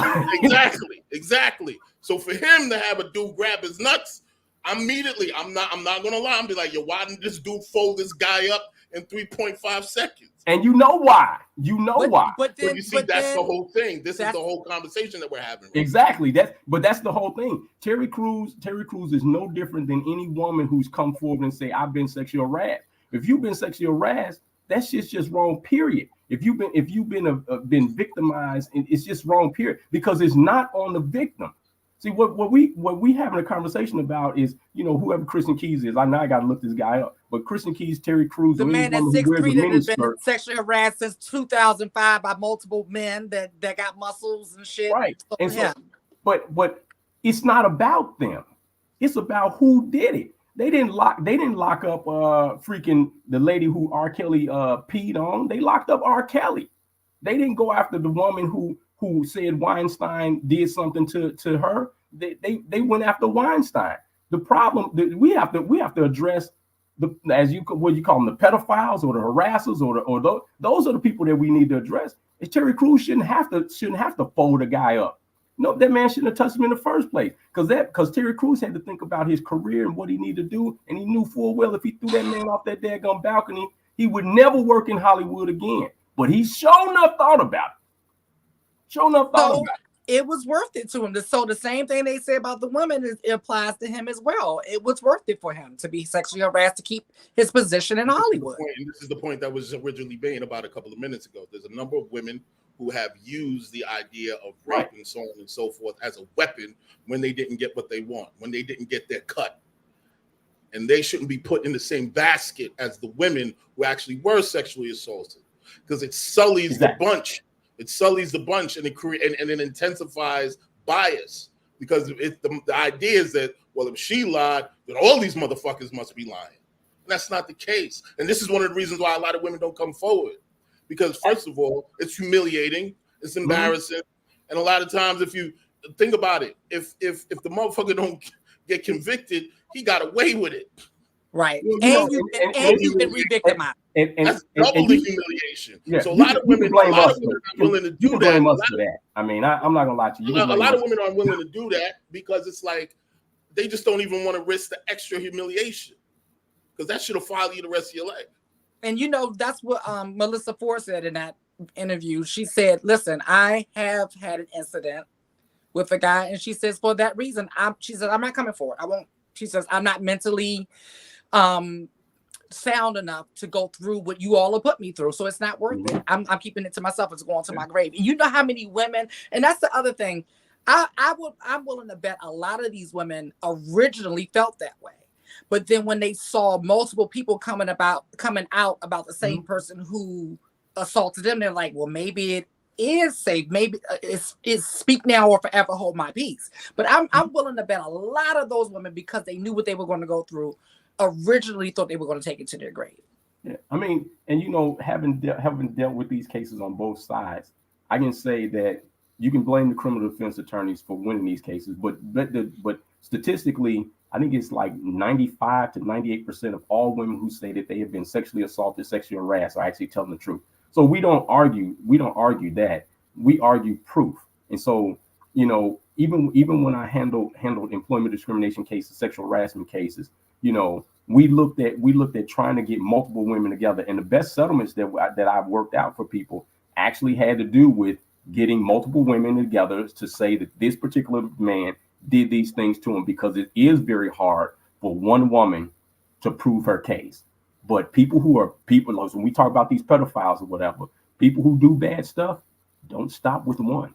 And so we do search out, all of the different victims. So why did Weinstein have this problem? It wasn't because of one woman. There were multiple women who came forward. Why did who's the guy who owned the TV thing? Was it Murdoch or somebody like that? How did he have this problem? Multiple women came forward. So when R. Kelly, multiple women came forward. P. Diddy, multiple women came forward. When you have multiple women coming forward, you now have a basis for that. But one-on-one is he said, she said, and I'm decent at my job. I'm not gonna say I'm good, but I'm decent.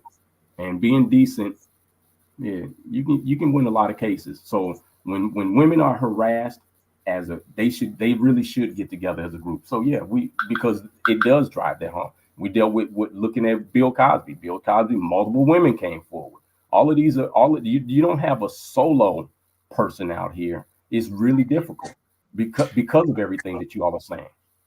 Yeah. I was going to bring up the whole Bill Cosby thing when it comes to looking back in time. And so he had the skit where he was talking about Spanish Fly. And so looking from after all these women came forth, you can look back and say, oh, look what he was doing back then. But you got to realize, like, everybody was laughing at it back then at that time. So, you know, nobody was looking at, not saying it was right, but the time frame that comedy was being done wasn't viewed as it is today. So when you have a lot of young people who have been brought up to, you know, people that have been brought up from, let's say, millennials on, when they're looking back, because you can go get this stuff online now and say, wait up, we grew up where this stuff's not acceptable. Well, you know, they put their time frame on something way back when, that at the time, whether it was right or wrong, which obviously Spanish Fly wouldn't have been a good thing because it's like a date rape drug, right? But at the time, people were laughing at it, you know? So it really gets tricky, because things that were in comedy and entertainment that were viewed as acceptable or at least funny, today, you know, if you grow up today, it's a totally different ball game. So yeah, that's all I want to put in there. I just think I don't see the problem. I really don't see the problem with changing the culture. I don't see a problem with changing the culture. And I think to change the culture, you're going to have to call everybody out, women included. Like, yep. The culture must be changed, because the stuff that these men and women have gotten away with in this industry, and not just entertainment, and in all industries, you know, the power dynamics that people have gotten away with doing to other people for the sake of, oh, I need to keep my job, right? I think that everyone should be exposed, and I think that everyone should address it. I think they should address it. I think MC Lyte is arrogant. She knows this chatter is going on about her. I think she should release a statement. That's what I think. And I'm not saying what you're saying is wrong. I hear you. I feel you. But then we're talking about self-interest versus morality. And we all know where the pendulum usually swings.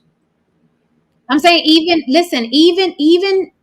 if she's a ratchet ass bitch who'd sleep with a 17-year-old and all those lyrics she wrote herself, I'm saying for the sake, fuck her morality, because I think a lot of them motherfuckers are corrupt and fronting like they're good people. First of all, I think a lot of them motherfuckers. And nothing would surprise me. If somebody dropped a story tomorrow, Queen Latifah, you know what I mean, sexually assaulted me, and a girl is saying it, you just don't know. There's rumors floating around, right? I don't put any of these people on a pedestal. I'm not going to be like, oh my God, like when Christian Keys came out, he was like, oh, if I tell you who it was who sexually harassed me, your heart's going to be broken. Who, bitch? Where do you think we live? I don't put anything past anyone. Our heart's going to be broken. Who are you going to say? Obama did it? Tyler Perry did it? Like, who's going to break our hearts? Like, we don't give a damn. Not at this point, not with this because we know. So I think just to change the culture of a thing, I think her and anyone else who's accused of some shit, it's very simple to release a statement. Look, back then, this was what. Look at Rick Ross. I put Molly all in her drink. She didn't even know it. Like, that culture has to change. It has to change. I would say this, man. The 80s and the 90s was some wild shit. It was. You know what I mean? And motherfuckers is lucky there wasn't no cameras. That's all I would say. Yeah. There was no camera phones back then. Motherfuckers are lucky. Boy. That's all I would say. You seen they stopped the Freak Nick movie? Absolutely. Hey, and I ain't gonna lie to you. Y'all missed it. Y'all, if you ain't go to the Nick, you missed it. I'll pass. Thank you, though. From the videos I saw, that shit looked nasty as fuck. So I'm glad I missed it. It was wildness. It was that should look nasty. It was fun though. It was fun, but like you say, the 90s, the 80s and the 90s was a different time. And if you missed it, hey, you can't go back to it. I mean, 80s and 90s, from what I hear, the 70s were wild as hell. Oh hell yeah. Love, 70s and free love, and The 60s and 70s, I can Yeah. just imagine. Yeah. You know, We got, talking to my, we got it from somebody.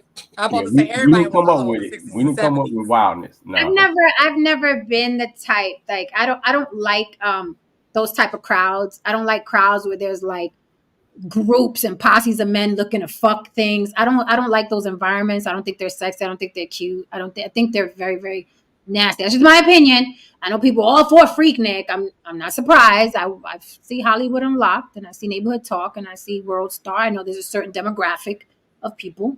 All right, if you fit in there, oh well. There's a certain demographic of people that like that nasty shit, that Sodom and Gomorrah. Everybody fucking, let's fuck 3 at a time. That's it looks nasty. It looks greasy. It looks oily. It looks like it stinks of wig glue and Newports. Not my thing. Okay, not my environment. So I'm just saying, and that's like Haran says, that's race agnostic. I don't care who's doing it. I don't want no parts. I feel like I could catch something in the air. Just walk. I get something, you know. I'm like, I can just catch something in the air. Like no emoji, no emoji. No, it just look from the little clips that they did release, and like how women used to be walking by scantily clad, and there'd be 5, 6, 7 dudes holding their dick, like yo, short. No, not unless I was packing. No. What was the equivalent in your? I can't ask you, no Saint. You didn't really get down like that. You're not like a Josh. No, what's my equivalent? Like, what is something? But I'm gonna say, what is something that would be like Freaknik? Like In that your kind of- community, like what in your Yeah, community? Isn't So that Mardi Gras? Woodstock, Does the he come from a second different Woodstock. community? The second Woodstock. What the Ah! hell is Yeah, breaking news. what's going on? Yeah, from what I've seen, I wasn't. Mardi Gras is like, I mean, on Bourbon Street, Yeah. there's Yeah. some crazy shit going down in the Rainbow section of Bourbon Street. That's Yes, all yes, I'm it gonna did. Yes, say. it is. I was Very there too. much so. Yeah. But what's it like though? Like what happens? Like what? Everything. Yeah, like Are people you know. like fucking in the street? Like what goes on? Yeah, oh yeah. No, off in the corner. It's off in the corner. It's not like directly in the street. No, it's like, but during Mardi Gras, that when those big crowds are out there, oh yeah. Everything there's a lot goes. of that going on. yes, it's Yeah. definitely You can see it. It's a different party, and you got to remember, and I say this to people a lot of times, is every time you think about meeting disgusting dirty boys, know that they ain't disgusting dirty boys by themselves. They got some help, and they ain't other disgusting dirty boys. There's some disgusting little dirty girls out there too, and they make the party go. So you know, if you ever think about Freaknik or Mardi Gras and what's going on, them little disgusting dirty boys are not out there freaking themselves. Well, you know what? The South is hypersexual anyway. Like Well, a lot of you got to understand that most people that went down to the Nick wasn't from the South. They no, I'm was talking about from everywhere. energy wise. It's just Oh, you're very talking hypersexual. I lived in Atlanta for 13 years, and that is the most hypersexual place it's like it was just, it got to the point it was overbearing and just weird. And I felt like I lived in a petri dish, and come to find out I did. So I got the fuck up out of there because they are, and it's just a lot going on down there. Oh, here's one. This is true. Girls Gone Wild. Oh, I Look remember that. Like the white version of Freaknik. Girls Yeah. Gone Wild. I remember that. Yeah, that's Florida. Yeah, that's true. Yeah, Florida too, and you got New Orleans and Georgia. Like it's just No, a very Girls Gone Wild was like Speaking too. of, It was and just to plenty. let y'all know, Virginia Beach, Daytona Yep. Beach, yep. not too all many, the spring breaks. Yeah, not too many women are as handsy and gropey as drunk white women. Very they're true. Real crappy. Very true. They grab everything and everybody. Yeah. Very true. No. I just don't like, because human beings they're a virus. They're filthy. Human beings are dirty. They're dirty. Like, I mean, the number one thing that you find on a supermarket cart handle is fecal matter. Do you know what that means? That means that millions of people shit and don't wash their hands. Human beings are dirty. I don't believe that women clean in between their clitoral folds correctly. I don't believe that women clean their labia correctly. I don't believe that men wipe their ass correctly. I've seen many a Hershey squirt on white underwears. Okay. The people just do not cleanse themselves correctly. And when you think about that, and then you add sex, liquor, and sweat to it, it's not my type of party. It's just Yeah. there's nothing appealing about it. There's nothing that makes me want, hey, yes. No. I don't No. like Bourbon Street on a regular Friday night. So you can't pay me enough, especially at this point in life, to go down there Mardi Gras. Like, and people always say this when I mention bidet. How many people have a bidet? Like, how many people have a bidet? How many people even know what a bidet is? I just found out you can order like attachments for your toilet. You can on Amazon. Yeah, you can on Amazon. They have them. They sure do. They sure do. I mean, No, men aren't thinking about it. One of the things that can help, brothers, if you're watching, buy some dude wipes, man. Like, I keep the dude wipes in the house, man. You know what I mean? Dude wipes. Listen, if I go in a man's bathroom and he doesn't have some sort of baby wipe or wipe on a toilet, I keep the dude wipes, man. You got to do that, man. Yeah, man. Okay. Or floss. If he doesn't have my kids don't know what regular toilet paper is. They will not. They want those little wipes, or that's all they do. I judge. I do. I judge. Well, I keep the dude wipes. I also keep the dude bombs to make sure, like, the moment you go, you do the courtesy flush, you drop them shits in there. You know what I mean? Take care of the smell. You know what I mean? All that, man. You got to do that, man. What's wrong with you? Nah, I don't want my. I'm like, do men wipe their ass with the underwear and then put it back on their ass? What are y'all talking about? I go offline for like 10 seconds and y'all off on some crack. Hey, man. Hey. Hey, I'm just saying that she ain't lying. No, it was related to the Freakniks, the Mardi Gras, somebody said Woodstock, Girls Gone Wild. It's all related to that. It's just human. They're dirty. And as a guy or a girl, I guess a woman as well, you must go south to north. South to north. You don't want to go north to south because then you're pushing that shit into the taint area where your nuts are and stuff. You gotta go the other way. Oh yeah. I was like, what are we talking about here? Oh yeah. Front to back. Just I'm like north to south. What the fuck is front to back wiping? South to north. And then they don't be having dude wipes and then have a hairy ass. I'm like, how you making this make sense? Like Adam said, take a shower too if you can. Like, I'm one of those dudes. Like, if I know that that was a bit much, I'm going in the shower. Yeah. I'm going in the fucking shower, man. I'm a shower girl, but I try to time mine right before my shower anyway. Try to, yeah. But, yeah. That's how I do, because I can't oh no, I gotta shower. I have to have a shower. I'm sorry. Asses are dirty. You be thinking your ass is clean. Asses are dirty. Thank you, Eugene. Thank you, Jay Regal. This is why. Now, would I feel differently if there was no such thing as disease and sweat and stuff? Yeah, I would feel completely differently. But humans are gross. They're good. It takes a lot. Especially for a woman, it takes a lot to keep a body clean. It takes a lot. I don't know how people, they go in the shower, they don't even wash from the waist down really. Like they'll swish around their nutsack and then I'm like, you got thighs, you got knees, you got toes, you got ankles, you got calves. You know what I'm saying? It's a lot. Swish around their nutsack. You'd be surprised back in the day when I used to hang with a lot of girls. Now I don't. I'm solo dolo. But back, you 16, 17, you hang with a lot of girls, right?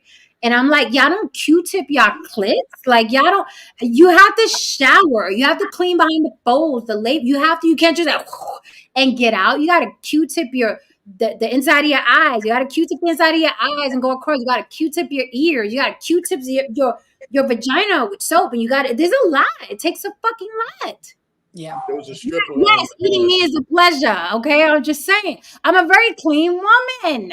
Yeah, it's a lot. It's hard. It's hard to, you know what I'm saying? And then when somebody's like a little overweight. Sorry, I'm gonna come after y'all real quick. Y'all be all right though when we leave here. But there's like you guys, I love big titties. I love big asses. There's fucking shit under your titties when the titties are huge. What are you talking about? And when they have huge asses, look, I'm 5'3", 34, 24, maybe 36 on my measurements. I'm sitting on a regular toilet the regular toilet. I'm fucking spread across that bitch. My thighs are out. How the fuck does a woman that weighs 150 I'm always wondering. do it? I'm And right always wondering that. I'm always wondering that, Jen. I'm like, how does this work with all the BBL? but men, oh, I like her. She a fat ass. She a big titty. Is she cleaning it correctly? And then don't let her go. Don't let her be the type that, oh, I get my nails done all the time, honey, once a month. And she got nails on her. You know how hard it is to clean the crack of a regular size ass, let alone a bitch that, oh, look at me, the BBL. No. Get me on my birthday weekend. Because I have such a keen sense of smell smells are always what I'm thinking about. Like whenever I'll be looking at TV. I'm like, I wonder how that smells. Like, because I just know everything has a fucking smell. So when I see the big asses, that's always what I'm thinking. I'm like, sis, like I hope you taking extra precautions because, like, it's a lot. It's a lot. Now I don't want no pussy for like at least a good two months. Good. I'm like turned off by it for like 60 days right now because I'm just like. I challenge. Listen, I'm gonna fuck it up for women. I'm gonna fuck it up for you. There was a stripper. You don't mess it up online. For me, Wait 1 second, like, brother. I'm all right. 1 second, brother. There's a stripper on. You all right with it? With what? Well, I don't have a problem with. I'm sorry, brother Karan. You were talking. I clicked. He doesn't want to say. I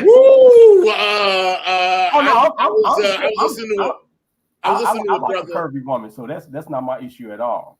You know, I'm not talking about curvy women. I'm talking about, do you open up a can of tuna and say, yes. That's what I'm talking about.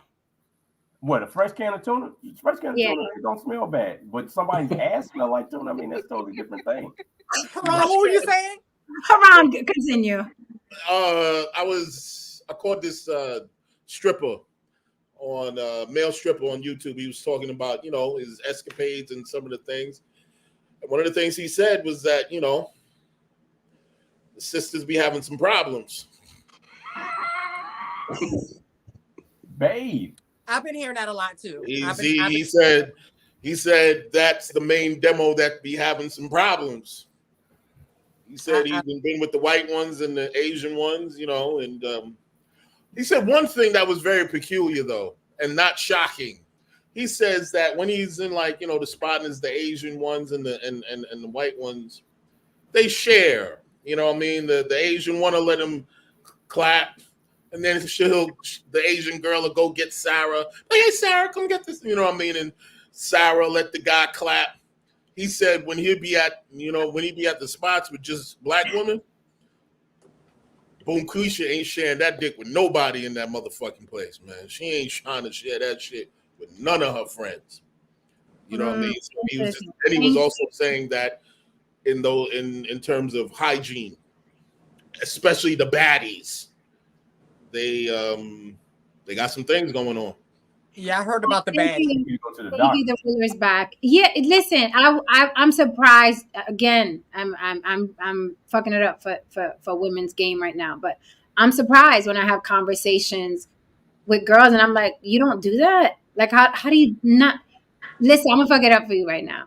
All the men, next time you go eat some pussy, I challenge you. I dare you to pull a hood back on that clitoris. I dare you and see.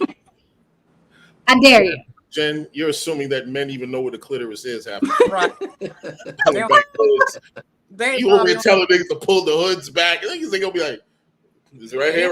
Like, you know, they don't know body part. They just want to go and do all that, man. You gotta clean yourself. People don't know. I think I'm gonna bug a girl. I'm gonna bug a girl out one day. I'm like, hey, can I ask you a question? Like, shit, do you Q-tip your clitoris? Q-tip your labia? What kind of dumb shit is that? Oh, you's a nasty bitch. Okay. There you go. You gotta wet it, and you know what I mean. Take your regular shower. Make sure you get in there. Wet the Q-tip. You gotta have a. Because I'm telling you, women's bodies are fucking high maintenance. I envy y'all. You do realize we got to clean ourselves too. We got sweat. Oh, it's nothing like don't play them games with a woman. You about to lose already. Stop. Hey, the fact that stop while you're here. Whatever you're about to say, we got pretty much the same body parts that need to be cleaned just as well. I mean, what y'all doing up here? Do you understand what a vagina takes to keep properly clean? You do realize I've been married for about 15, 17 years. I've been in the game for a while now. I'm not a newbie. I'm here every day. He's like, yo, wait a minute. I've been fucking vagina for the past 4 to 5 years. So how complicated? Hey, we're already here. We're here now. We're here. So since we're here, we're here. Let's go ahead. How hard is it to clean a penis? Really? Don't you just dip it in some soapy water, swish it around, and dry it off? No, that's not. No, ma'am. That's not how it goes. Okay, that's not how it goes. We gotta pull skin back. We gotta clean the head. We gotta, you gotta get around the crevices. You know what I mean? Where your nuts are, especially, the crevices where your legs are. Where things also do hide. We just don't be dipping our shit in water and shake it around, and all of a sudden we just go out the goddamn door. That's not no. You see what I'm saying? Wait a minute. What do you mean? You got? We might not be as complex. You mean if you're not circumcised? We might not be as complex as you, but god damn it, it ain't no shit where you just sprinkle or some shit on there and you just wave it dry and shit. You just walk out the fucking door. It ain't that, okay? There's some things that you got to do, and this is why some of y'all be fucking these niggas and you be having all kinds of shit wrong with your shit after you fuck with the motherfucker, because he probably do the shit you think. He just wet the shit, you know what I'm saying, wave it dry and go right out the goddamn door. Exactly. Throw some Lumi in there. Exactly. He just takes a little wet wipe. Exactly. That's probably why you after you fuck the motherfucker, your pH is all over the place. You definitely know there's a problem when I start to smell deodorant for that Lumi or whatever it's called for that area. Oh my God. That thing is regressing human beings back to back in the day when there wasn't running water. Why would you buy that and not just wash your ass? I know what you're talking about because I saw it on Facebook. Right. And that's so ridiculous. Like if you're gonna use one of those things, like for me, when I use my Luffy, I do a conventional wash first with conventional soap, and then I go over with the Luffy and the body wash, because I just don't feel like the Luffy itself just does it for me. I don't have that feeling. That whole bath shit? Ain't that kind of whole bath? What's that? Whole bath? What's a whole bath? Hold on. Whole bath is not that. Whole bath is when you're standing over a sink. Right. It's a sink wash up. That's I'm saying though, not like in the How do you know this, Alfred?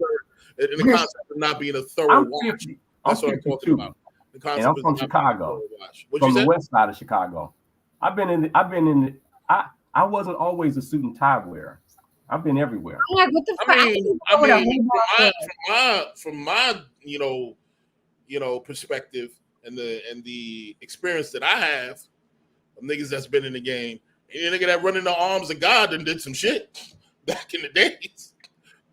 Because a couple of my fellas, they some Bible thumpers too. Listen. Usually when I meet, all there when it happened. So, I'm about to say, usually when I meet Christians, when they become a Christian of a certain age, I'm like, oh, okay, you atoning for some shit. I just didn't run into the arms of God. I was just like, hey, I get it. Take us through. I took you through how a vagina must be clean. Take us through, not to mention your diet too. You have to eat a certain way. So absolutely. Take us through, how do you clean the penis, Haran? You said you pull in skin back. What about y'all little taints? Y'all scrub in there? Yes. You gotta get in. Yeah, you gotta get in there, man. Do you lift up your little nuts and stuff and get in between? My nuts ain't little. I lift my nuts up. My nuts. But you clean in between the penis and the nuts too. That little line next to you. Yes. I mean, if we want, but no matter what, about everything. You gotta make sure we clean. We just What did I No said, no Sense? matter what, it's way easier than what a woman's got to do. Thank you, No Sense. Like I don't understand. I have never But that even is not seen the a guy point even try being to made debate here, that. No Saint. The point being made here is that it's not this thing that just takes like I get you. It's not just throw like some all we water do on as it. men is just we sprinkle some water, wave it around, and go out and find. And you know what I'm saying? I mean, that's the life cycle of a man. Like You put some soapy water in a cup and then you swish it around like a straw. it's a little bit more complex than that. It's a lot more than Requires that. a little bit more. Come on now. Yeah, Adam Hearn is stupid. Adam Hearn said, I wonder what TD Jake's routine is, Paul. Ask Diddy. He said what? He said, TD Jake's routine is. I said, ask Diddy. Oh. No, is you got just anyway. That's another. Thank you, E Scrapple. Thank you, everybody that's saying happy birthday. But that's another reason why, like, when I do see, that's what disgusts me the most about humans. When I do see them being like hypersexual in large groups, that like it doesn't turn me on. It's not sexy to me because I just start all that shit starts playing in my head. He didn't wash his ass. She don't know how to wash her pussy. This person, he probably just. And it's funny, men. You ask any man. I never. Who y'all dealing with? Who y'all trying? I never. Yet the Hershey streak is very common. But any woman who's ever washed their men's clothes, every single fucking woman has those stories. So that's why I'm like, yeah, y'all act like it's a Britney Spears album. Like no one wants to claim the Britney Spears album, but the bitch is multi-platinum. It's like that. Many men, especially when you're young and maybe drunk, but many men will plow through any smell to their nose. They'll just plow right through it. Like, oh, this stinks, but listen, not me. I remember DL Hughley said, I remember DL Hughley said one time. I did that one time. I remember DL Hughley said if he ran into that shit one time, he'd take that fucking drawers and he'd burn that shit. She ain't gonna see this shit. No, sir. I ain't gonna. This ain't gonna be in the front. His drawers had the Hershey streak. No, he said that when dealing with that shit, essentially his drawers a woman never finds a Hershey fucking streaks in his drawers when she do the laundry. Listen, she get rid of that shit. You remember Ray J? Ray J was on the Breakfast Club. And he says he never buys white underwear. He never buys white underwear. And the other one, DJ Envy, another guy, were like, why? And Ray J was like, y'all don't know about the white underwear? And they were trying to act like they didn't know. And I was like, if you're the guy that's acting like you don't know, then you're the guy with the Hershey fucking streak in your underwears. Exactly. Because I don't know what it is with men. Do y'all get a wedgie? Do you not wipe your ass? I don't know what it is, but it is common. You even when the drawers are dark, like navy blue or black, you could still see if you do laundry. If you do laundry, you can still see that Hershey streak. But if we ask y'all don't know what we talking about. I've never heard of that. Do you know this though? This shit was disgusting. I don't know if it's cap or this dudes who really think this. Apparently, there's dudes who don't wipe their ass because they think that's homosexual. What? They think that there's some dudes out there who don't wipe their ass because they think that's homosexual. I don't know if it's cap or whatever. Yes. They got other issues going on. There's deeper issues than ass wiping. They don't go in that shit. They don't go in that shit because now that's some gay shit, man. I'm like, that's deeper issues than ass wiping at that point. Look at Adam Hearn. He's funny. He's talking about if it smells. But you guys said, how is it you stomach? How is it that you stomach? Because that happened to me one time. It's Saturday. Fuck it, we already here, right? That happened to me one time, and this is why I'm traumatized of bushes, Lily. This guy had a bush on him, and I was surprised because he was like a younger guy. Usually the younger guys, I was younger too, many moons ago. And I was like, yeah, I'm like, who does this? Who does it? So I'm like, yeah, we getting hot and bothered, and I'm like, ooh, that shit smells like fucking, I don't even know what, but why?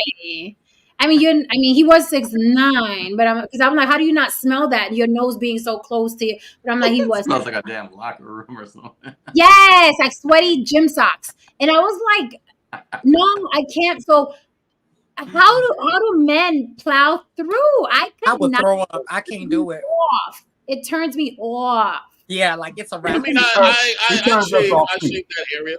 I shave that area. I just don't shave my underarms. I don't shave my underarms. You don't keep your underarms low though with the clippers. Yeah. Keep your underarms low with a clipper. Yo, we gonna go out in don't- public and do shit. We're gonna be at day parties and shit, Haran. You're not gonna be standing there with bushes and fucking chunks of deodorant. Hey. Hair. It's a little. I mean, You could trim it down. You don't have to go completely bald. Though I like it completely bald, but you gotta trim it down. It's fucking gross. I've been on the streets too long. I don't have frame of reference for this stuff anymore. What happened? What happened? I say I've been this is on what the happens streets when you too hang long. out with us too long, man. Yeah, I know. Hang out with us too long. This is what happens, man. I gotta get back out in the streets because I don't know what y'all talking about. I mean, I'm like, that's not my life. You know what I'm saying? But you said you plowed through some smells. Was that you? Did you say that? Oh yeah, I was a young man then. I mean, I've been Plowed through some smells. No Saint said that, right? No Saint said I that. said there's that. men I that will have. plow through it. Yeah. Yeah, I mean, look, she didn't smell fruity fresh, and I was like, I'm not gonna miss this one. I ain't gonna do it again, but I'm gonna do this. Right. It's just the one time you're like, You gotta put the notch on the belt, right? You gotta put the notch on the belt, right? I mean, well, this one, yes, yeah, this one, yeah. I mean, you know, So y'all messing with some pretty stinky girls. That's what y'all doing. it happens.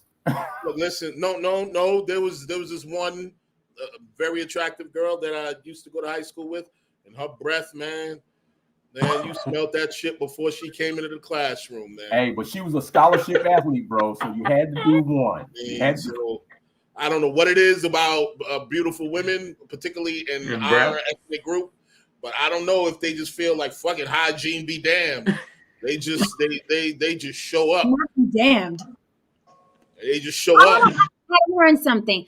Adam Hearn says hair is grown for a reason. On one hand, just manage it. Adam Hearn, are you circumcised? Adam Hearn, answer that. Are you circumcised? I'm curious. Are you circumcised? Let me know. But Japanese women still rock the bush. Yeah, I can't get with that. I can't get with that bush. I can't get And French. I think French too. Really? Oh. Yeah. Why you disappointed? No, saying you was about to hit a French chick. No, the language is so beautiful. Sexy. Yeah. And they don't like to wear deodorant, no saying. So the bush with no deodorant. Yeah. Damn, you gotta be fucking the onion. Adam Hearn, what does that mean? See, semi? I don't know what that means. Are you circumcised? Yes or no? I did stop talking in riddles. See, semi. What the fuck does that mean? Yes, semi circle. How are you semi-circumcised? What does that mean? Yeah, that's weird. The motherfucker said semi-circumcised. Does that mean your hood go away when you? They left some of the skin back or some shit? Like you got that. It's got like a know, 10 root. That's the quickest way to get cancer for a man is not to be circumcised. I mean, I didn't know that. Oh my god, I hear so much shit. Landmine. It's so much bullshit. It's so much bullshit regarding the circumcision. So much medical. bullshit. I'm not. I why would I make something like that up? Like literally, it's medical. Well, it's medical. It's medical because it's another way for doctors to get money. There's a lot of shit people tell you are medical because they're in a white lab coat, and it results in them making money. You were born with foreskin. If foreskin was a danger to you, you wouldn't be born with foreskin. There's no different than circumcising a woman. It is not a danger to you. But like your whole Q-tip thing about that, yes. If a man who's so we can't. All right. Okay, great. So I agree that not being clean because women that clean well also get diseases. They also get. I forgot what the name of the shit was. Was it? Whatever. It throws off your pH balance, and you can get yeast infections and all kinds of shit if you don't clean well. So it's the same thing. A man who's not circumcised. You have to clean your body well. It's not that if you're not circumcised, you will get cancer and HPV. But no, if you don't clean your ass properly, then you can end up holding shit between your little You know what I'm saying? Behind the uncircumcised situation. But I hate when people are like, well, you know, it's more likely that you get STDs and STIs if you're circumcised. No, it's more likely if you don't. They should Right. reword it to it's more likely if you don't clean yourself properly. Right. So- It's all about how So you yeah, do it. so that's You where the get stat cancer becomes, from a vasectomy. That's what because I, as I heard you can get cancer from a vasectomy. Lies. Lies. Liar. Haran just don't want to do it. I keep telling them to do it. We'll So- be there with you, Haran. Me and Yeah, Levy I- will be there. I agree with. Oh, don't you get no vasectomy, man. I don't know. Hey, stay true. Stay true. Absolutely. I Hey, ain't paying no motherfucking. Yeah. don't do it, bro. Alfred Don't do it. Ivy's not gonna help you pay for child support. He ain't gonna help you. Bro, And I'm- you don't have to pay. Hey, look, man, we just gonna do the pull-out thing. Just step it up. That's what you trying to about. You ain't gotta. Or I can always go with the greatest of motherfucking birth controls. Sleeping with older women. Hey. You just have a good old time up in some older box. Okay. Woo, the freedom, honey. Okay. Come and me Okay, get sexy so- again. It's a real thing. What is a partial circumcision? In a partial circumcision, only a part of the foreskin is removed. In many cases, only the top portion of the foreskin is removed. It's supposed to be Wait a minute. of the So, penis, Adam- but leave the So bottom. Adam, you got half a dick. No. No. He got half a turtleneck. Yes, you have a foreskin. Half a that's dumb. Either do it or don't. So why? I need to know why. Let me. I'm gonna call this motherfucker half and half. Hey, I assure you, he didn't do it. This is something that you have happen when you are a baby. Whatever happens. What's up, 50 Cent?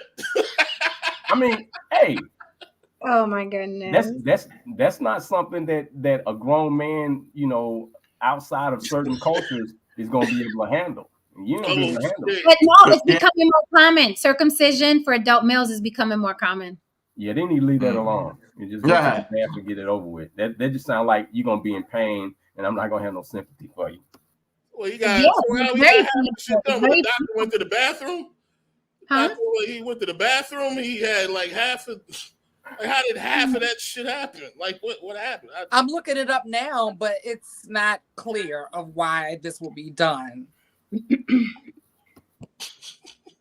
To prevent, I mean, I don't know. It's Well, I will say that Jen is right, but as we know, not men will. You're saying you got to clean yourself not to get that cancer. So the reason I think circumcision is preventing more cancer is because all those people that wouldn't properly clean themselves, like the guys with the streaks in their underwear. You know what I mean? If you got streaks in your underwear, but I can guarantee you're not cleaning behind your hood correctly. mhm. Right. Clean, just and that's why you gotta teach little boys how to clean. Y'all know how I feel. I'm not getting into it, but I don't believe in circumcising an infant. You want to get it when you get older because it's a cosmetic thing, and it's easier for you to clean yourself than do it when you get older. But stop mutilating little boys. Stop mutilating babies. Stop it. Stop it. Too late.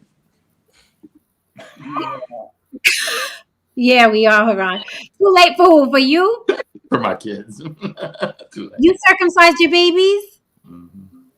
Oh my god! All three of them. Because You- I was too. Yeah, you just went in there and cut their dicks like, hey, take the blade to the boy's penis. Well, they put like a little ring around it or something like that. It's like, I don't even want to. And meanwhile, you want to tell me to go chop up my dick, but this sounds disgusting. That has nothing to do with your dick. Stop being an ignoramus and a Neanderthal. Okay, sit up, walk upright, Haran. It's in connection. No, it has no. An It's kind of association. interesting. They got It's a so many co-star. different circumcision techniques, and it's like okay. Right. That's what I was looking. I'm like, I didn't know all this was existing, but okay. It's kind of interesting / cool. I'm like, okay, I wonder which one they did to me. Mm. I've seen some Got bad that. ones. I've seen some bad ones where it looked like they took half of the damn dick off. It's like this. It like the regular skin starts like this far down. Or sometimes it looks you know, where they cut the skin off, sometimes it looks rolled back, like they didn't cut it right, or maybe it healed, you know what I mean, in Yeah. a weird way. Like it's Damn, mutilation. so you're saying there's a bunch of different ones. Like, so you got like the Long Beach cut. We're gonna go with the down south cut. The New York strip. I don't know. Ugh, it's terrible. It's terrible. Right, you're right, Abby. They won't even neuter a dog at that age, and we gonna like put a baby through it. That's crazy. It's not neutering. What the freak?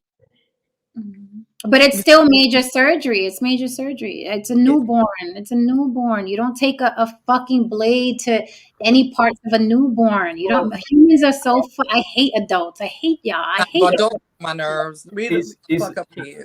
It's an interesting thing. So, you know, talking too much about cases that I handle, but newborns actually are very interesting creatures. A lot of surgeries actually are better done on newborns because they don't have the same nerve endings as adults. So circumcision for a newborn actually is much, much less painful than it is for an adult. It's like, and it's not a major surgery. In fact, one of the cases that I had years ago was a case of a newborn who had one of the IV cords wrapped too tightly around her arm, and it caused a lack of blood flow. And so we ended up negotiating a settlement for it. But the interesting thing that I learned is that because they're newborns and they don't have the same, again, nerve endings, blood flows, you know, cartilage, bone structure that we do, the baby's fingers actually fell off. Because that's what can happen with children. They don't have what we have, right? All this stuff isn't grown yet. And so if you put a ligature around here, these fingers can literally die like a chameleon's tail and fall right off. You know, it's a big settlement, but you know, the point is you want to do certain things to a child if you're going to do it at all. You know, you still got doctors in 2023 that believe that Black women don't feel as much pain as other women. Like we're still there. Can I say something? I cannot wait. Hold on, because this is on the Jen. Hold on, because you just perturbed me on this wonderful Saturday night. Hold on. Seriously, time out. The reason why I hate human beings is because they are obnoxious, pompous assholes. The very notion and idea that something that can't tell you, this hurts, motherfucker. So that means they have less nerve endings and they don't feel pain. They don't feel pain. You have the same exact attitude towards animals. You cut ears off because it looks better on a Doberman. You cut tails off because you don't want your dog's tails wagging because aesthetically it's not cool. So let me read something to you about infants who can't express to you. Please don't take a blade to my penis. I just got here. Please don't take a blade to my penis. A baby can't tell you that because you're the bully adult and you say what goes, right? You go and you mutilate an infant because the infant can't say, please don't hurt me. Please don't take a blade to my penis. So let me read this. Babies experience aspects of pain in a similar way that adults do. New MRI research suggests novel MRI research has determined that infants have patterns of pain-related trauma and brain activity similar to adults, but with a much lower pain threshold. Okay? This also states here for all the babies don't feel pain. They're not developed yet. It's the most Neanderthalific shit I've ever fucking heard, and yeah, I made up that word. Circumcision is a painful procedure. It says it right fucking here. Pediatric Society. Problems resulting from the surgery are usually major. Circumcision of baby boys, information for parents. Circumcision traumatizes the infant based on the nature of the experience and extreme physiological and behavioral responses of brain waves. Babies very much feel pain. Please do not spread a belief for 1 second that an infant doesn't feel pain because they can't tell you, please don't put a blade to my body. A baby cannot tell you, please don't put a blade to my body. I just got here. So don't believe for 1 fucking minute that babies don't feel pain. I had an infant, and my sister had these little infant nail clippers, right? And she was cutting my baby's fingernails, baby. And it was like, oh, my sister was like, oh, I know this technique, and you just hold their little finger like that to expose the nail and clip it. She cut my baby, my daughter. My daughter jumped and started crying. She was a baby. She was a baby. So please don't tell me that babies don't feel pain or that their fingers will fall off. They don't feel anything. They don't have enough nerve endings. No, That's no. I didn't say they didn't feel pain. fucking farce. It's false information. Okay? It's false. It's a farce. And that's why they numb the baby's penis. But they feel just as much pain as adults. Please stop. I am begging y'all. Stop doing that. Stop cutting up your dogs because you want your dogs to look better. Stop abusing and mutilating things because they can't speak. It's barbaric. It's literally barbaric. Humans are barbarians. We are. Barbaric. Their first experience in life is getting a blade to your penis. And I'm speaking from the point of view of a woman. I like circumcised penises. I do. I like them. They're cute. I like them. However, I don't think that you should take that choice away from a human being in its infancy because it can't tell you, please don't cut me. Please don't cut me. It's the equivalent of someone grabs you, someone with more power than you, more say, and you're an adult. And the person says, well, in this community, we cut ears off because that's what we like here. So sit down. We're going to strap you down. We'll numb you. Don't worry. But we have to slice your ears off because in this community, we like human beings without ears. Imagine that. You'd fight. You would fight to death. You're not cutting my ears off. A baby can't say, please don't cut me. God damn it. Is this who I think it is? Don LaVon, the hobbyist in the motherfucking building, says, happy birthday, Tinkerbell. Blast from the past. How are you, sir? Good to see you. You fell off the face of the earth.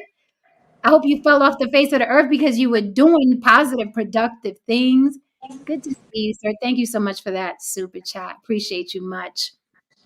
I'm sorry I went off, y'all, but I hate abusive shit. I hate it. I hate bullying, and I fucking hate abusive shit. It should be illegal to slice your baby boy's penis in half. It should be illegal. It should be illegal. Don't let me be the president because I'll be a fucking dictator. It should be illegal. I would be a dictator. I would. I know you're scared of those no saint, but I would. Because human beings do they not need direction? Humans are fucking crazy. Like I always say, kids are smarter than adults. Kids are smarter than adults. It's just that adults have more experience with life, but kids are way smarter. Don LaVon coming in strong. Right? I mean, yeah, I gave him a good message in there. I was like, because it's been so long since we've seen this friend of the show that has been missing in action.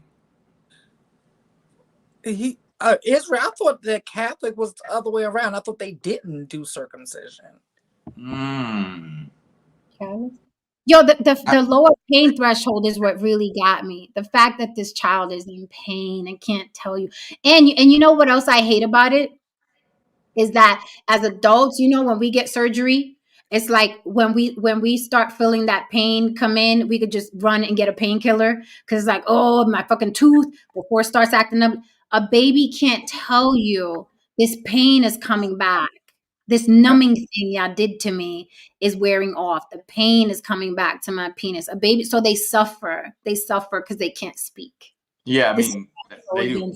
They cry, but yeah, you don't know what they're crying. Necessarily know what they're crying about. You don't. Yeah. You want the bottle, or maybe it's more medication, or maybe he needs to be burped. You don't know because they can't say. But we're going into 2024 with doctors still believing that Black women don't feel a certain amount of pain, and we have Black women doctors still quoting this shit. Like it's so, and because science has become dogmatic and religious. You know, people don't want to lose their funding. People want more. Big Pharma wants more money. Like it's you got to do your own research and Yeah, it's not feeling more pain. I think it's the higher pain tolerance.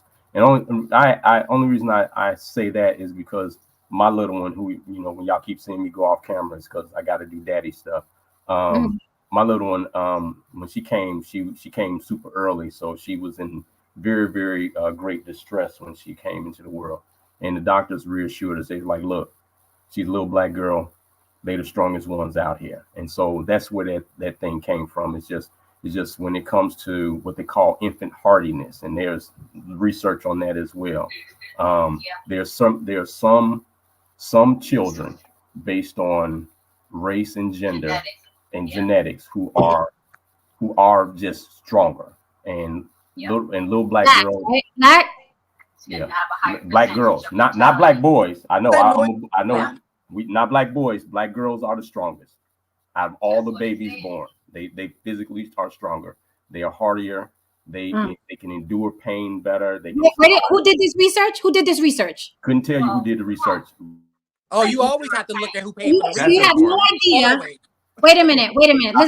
I just tell you what the doctors told us. And Okay, so, and here's the thing.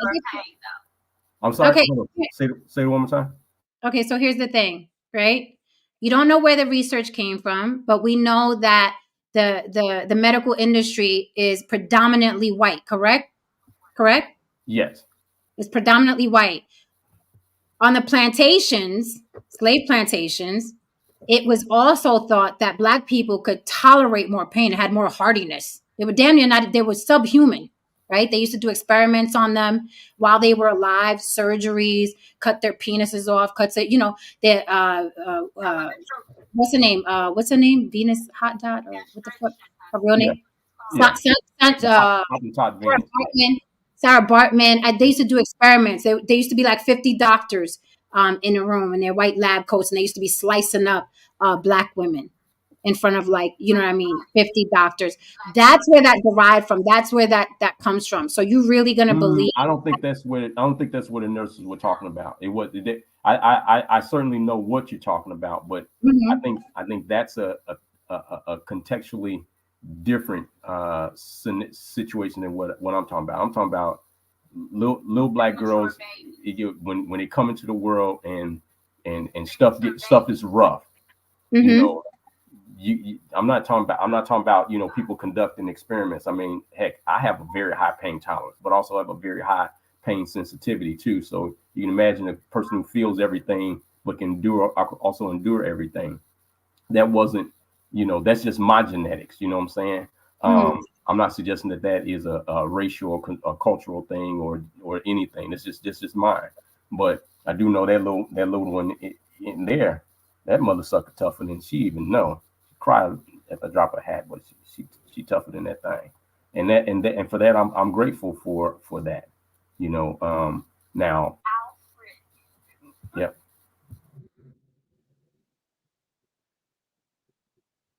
Yeah, I mean, you definitely have to.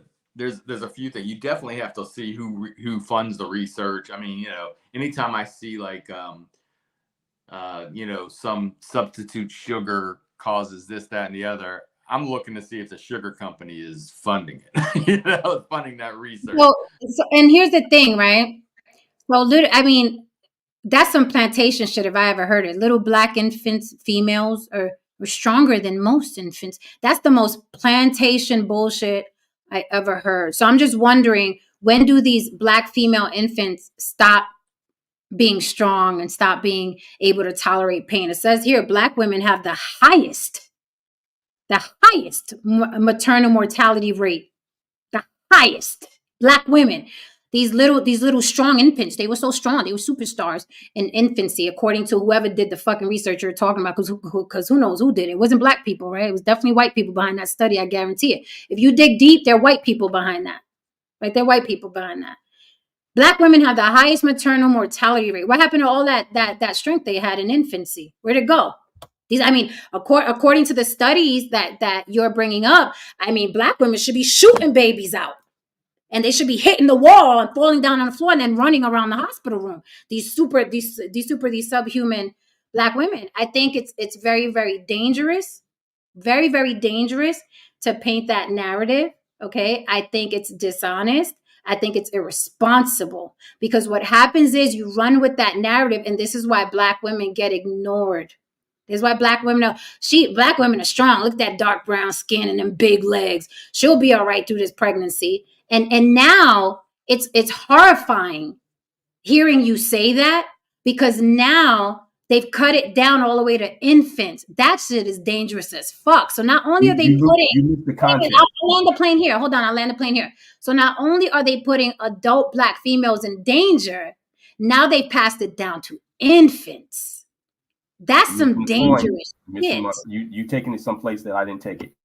Where did you take it? Because that's how I heard it too. Maybe I did mishear it. So where I took it was I was saying to you what the doctors told us when our preemie was born. Okay, they said that out of all of the children who are born, when you have a child who is going to struggle, who is struggling, because with low birth weight, with SIDS, early infant death, their mortality, that out of all of the children, when they are high risk children in the NICU, those little Black girls tend to be the strongest and have the highest survival rate. Now, in terms of pain tolerance or pain sensitivity, you were talking about pain sensitivity, and I was talking about pain tolerance. Those aren't the same things. I know that because I'm both. All right. And so because I know these things about myself, I know the difference between pain sensitivity and pain tolerance. And so there have been some studies, and I can't, the internet doesn't have everything in it, but there have been studies about individuals who have high pain tolerance. What you were talking about was they say Black women have lower pain sensitivity. I don't know anything about lower pain sensitivity. I didn't say that they had lower pain sensitivity. Yeah, you're the one splitting hairs. Like, we heard what you said, and that's not what you said. No, I'm pretty positive that's what I said, because I can't tell you something that I don't know. So I'm pretty positive that's what I said.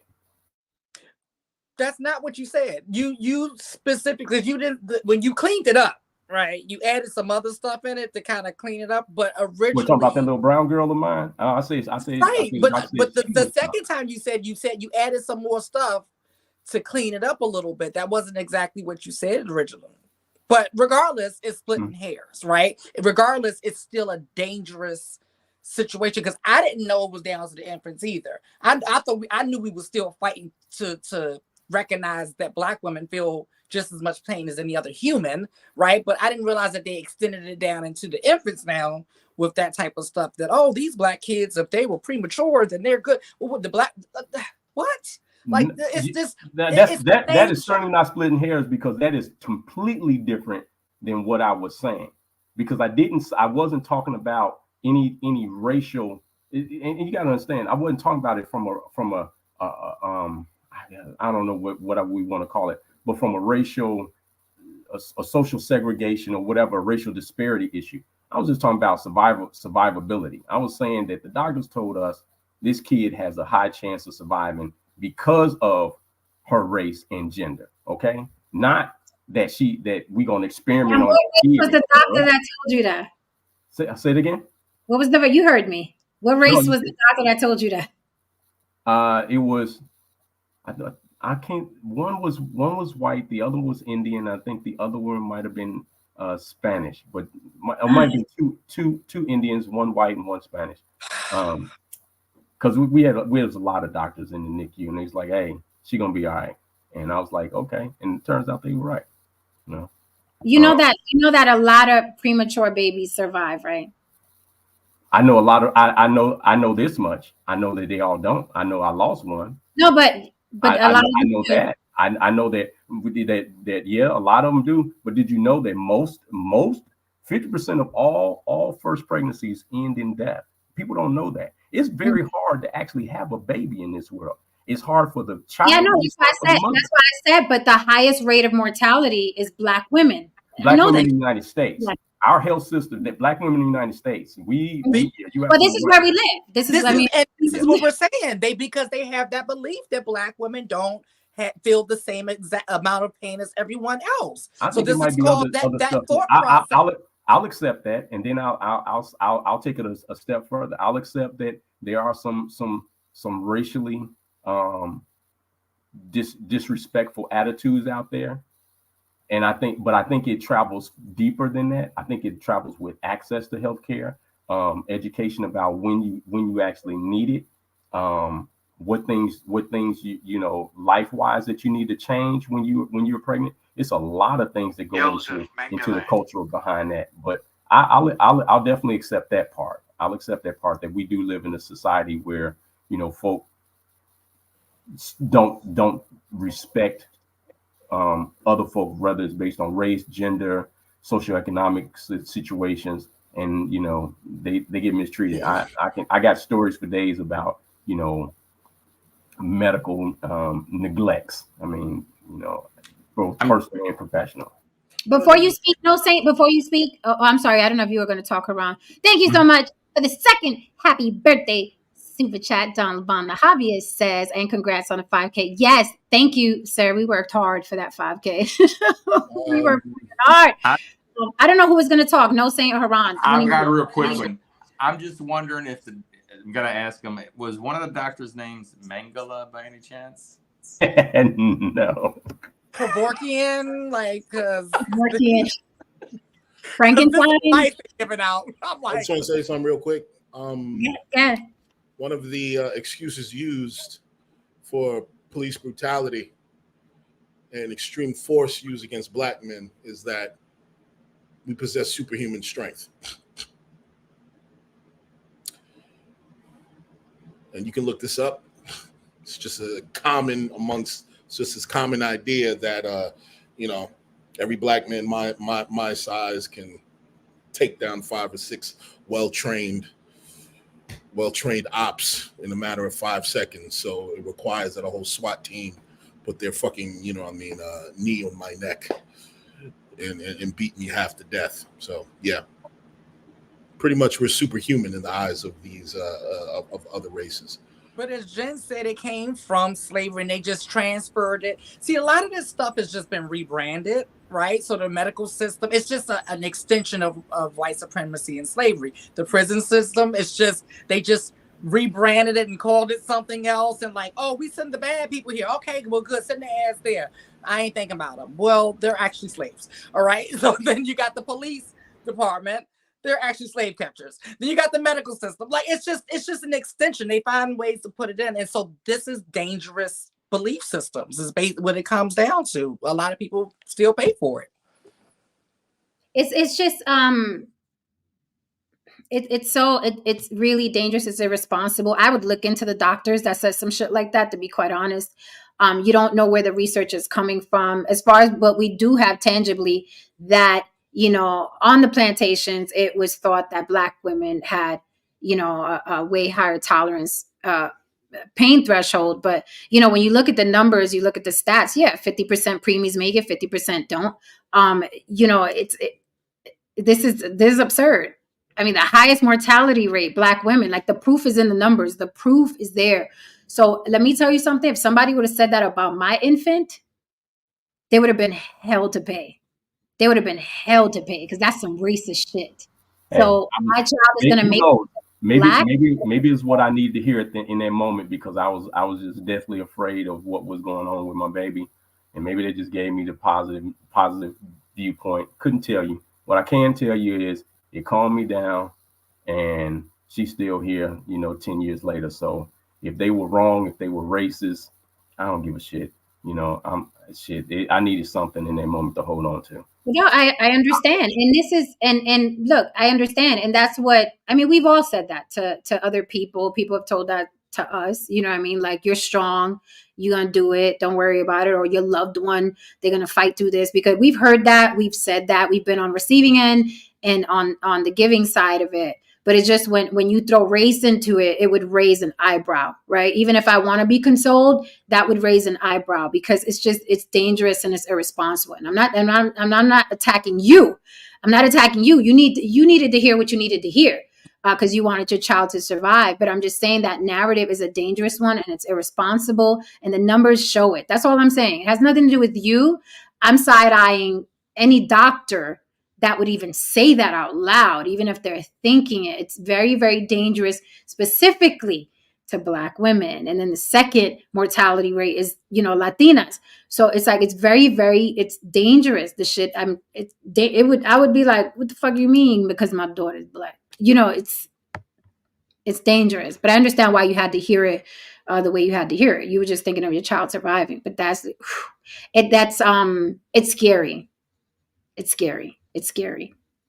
Because doctors, they still believe it, to the point where a Black doctor was being dragged the other day. What's her name? Lily, the one from popular, very popular Black doctor, Dr. Jackie from Married to Medicine, and she's delivered a lot of the celebrity children and everything like that. But she quoted that because they still are being trained this, they're still being taught this, they still believe this, and it takes time to get that belief system, because it's not going to go away with the first generation of doctors. If that shit is ingrained in them, they might always believe it. But if we start teaching that or stop teaching that, then we have a better chance.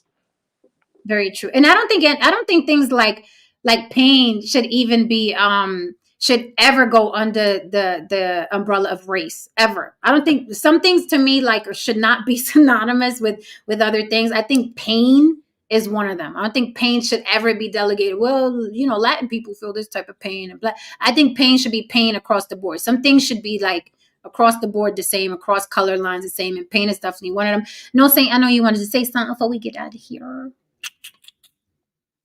No, I was just, my hand was up, but I was just listening. Oh, sorry. Yes, POP in the building. How are you, sir? It says happy birthday again. Jen, congrats on the amazing year with your team. The best is yet to come. Let's get it. Absolutely. I love my team. The best is yet to come. My birthday. This is my birthday weekend. Thank you so much to everyone who gave me gifts and donations in my Dr. Umar voice.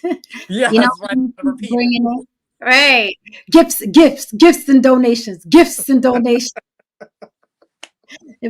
the Remix God needs to do him. Gifts and donations. Right. Yeah. So thank you. This was a freaking amazing year. And we could not have done it without you guys, the chat, our guests like Alfred Ivy, who come up on the panel and give us their 2 cents. We could not do this without you. We got 5,000 subscribers organically, without pandering, without fake arguments, without beef content. We got to unless somebody came for us, but we got to 5,000K so organically. It was not easy by any stretch of the imagination. This is real work, mi gente. And thank you so much for everyone who supported our new show, Sisterhood Sips, which comes on every single Sunday. We have a new episode. Some of the clips of this show have gone viral. So you must understand this is a good show. You don't go viral by accident. This is Sisterhood Sips, and it is on every single Sunday, hosted by Lily and I. Every single Sunday, new episode. And it is all a lot of lady talk. You'd like to be a fly on the wall. We are very candid about our relationships, our experiences, what we think about men, what we think about men's body parts. It's very, very intimate and funny show every single Sunday. Is very easy to remember because it's Sisterhood Sips Sundays at 7 p.m. Eastern Standard Time. So if you remember all the S's, Sisterhood Sips Sundays, 7 p.m. Eastern Standard Time. We have a clip that's viral right now, and it's about circumcision. Yes. It is, Lily. That's funny. So, we've gone viral twice, and I mean viral, like 2 million spins viral. A lot of people shared it. Sway the Remix God did a remix for us. So it's a great show. It's different than The Block. It's completely different than The Block. Okay, a little fly on the wall. It's like if Lily and I were hanging out, sipping mimosas, talking about our little adventures with the guys. Very, very interesting. And then sometimes things that we've observed in other relationships or that we've been told. Yes. It's not always us. It's not always us. Because some of y'all be like, did you really? And I'm like, We just talking. We just girl We just talk. having just having a conversation. Just pull up, get your drink, and just Adam said, I'm Team Umar. I am Team The Block. I'm not Team Umar. However, I think Umar is very funny. And I'm all about comedy. I think Umar is very funny. Do I agree with him all the time? No. But some of the stuff he says is true. It's true. Adam Hurst says, shout out to my OnlyFans channel, semi-raw, uncut. You talking about Umar Johnson? Yeah. Okay. All right. Well, his latest appearance on the Joe Budden podcast created quite a stir. So that's what we were talking about. Mm-hmm. Created quite a stir. So, he's been in the algorithm lately because of that show. He had a hell of a debate on that show with another black man who dates white women. Very interesting point of view. Didn't Umar marry a white woman? Wasn't he with it? No, that was a rumor that people tried to put on him, and people. Yeah, that was a rumor. He has 2 black baby mamas, right? 2? Okay, he out in the streets. Got you. No, He for the streets. He's in the streets. He's in the streets. Umar's for the streets. Him and his doctorate. They all in the streets. Right. Just as long as we remember Umar for the streets, and we don't put him as Dr. Umar. Haran got something to say about that. Haran got something to say about that. No. Hey, if you do, brother, I second you. Whatever you got to say in advance. Well, say about what? Excuse me. Dr. Umar being a doctor. He said he's not. Well, I mean, he has a doctorate. He's not a doctor. Right. Not, he's not a More of medical a doctor. He's more of a doctor than Dr. Dre, but you know what I mean. Is he a medical doctor? No. Yeah, just because you don't like according to the records, he has a doctorate. In what? In clinical psychology. Does he? Yeah. He does not strike me as somebody who studied anything anywhere. See, that's what I'm saying. But just because you personally feel about somebody doesn't mean they don't. Well, look up the brother, man. Look him up. Hey. See his credentials. Because there's a difference about how even with me, there's a difference how I personally feel about someone versus the reality of their accomplishments. That's why I'm like, I never take away anyone's accomplishments, no matter how I feel about them. Okay, it says here, Johnson graduated from Millersville University before graduating in 2012 from the Philadelphia College of Medicine with a degree in clinical psychology. Osteopathic medicine. That's elderly. What osteopathic? That's would be elderly. The elder is that bone. Now you got me looking up stuff. It says before graduating in 2012 from the Philadelphia College of Osteopathic Medicine with a PsyD in 2012 in clinical. That's a PsyD. Yeah, that's PsyD. So can we officially call him a doctor? If he has a PsyD, I'm gonna give him some credit for that. But he ain't using much of it when you listen to him talk. I'm like, brother. Brother, now we splitting hairs now. He a doctor or not? A doctor or not? Oh no, I'll accept a PsyD as being a doctor. Yeah, I mean that's it. Yes or no? That's it. Yeah, that's decent. That's the argument, right? So it says here, wow. No, argument is what he be talking about. He was born Jermaine Shoemaker. Yeah, some weird name. Some very un-Umar name. Okay, so his name now is Umar Rashad Ibn Abdullah Johnson. That's his new name. It says here he is an American activist, social media personality, school psychologist, and motivational speaker, a controversial figure. Johnson is self-identified Pan-Africanist who condemns homosexuality and interracial marriage. That is his ministry. It's like, I don't mess with the snow bunnies. I only mess with the honey bunnies. The chocolate bunnies. No Easter bunnies.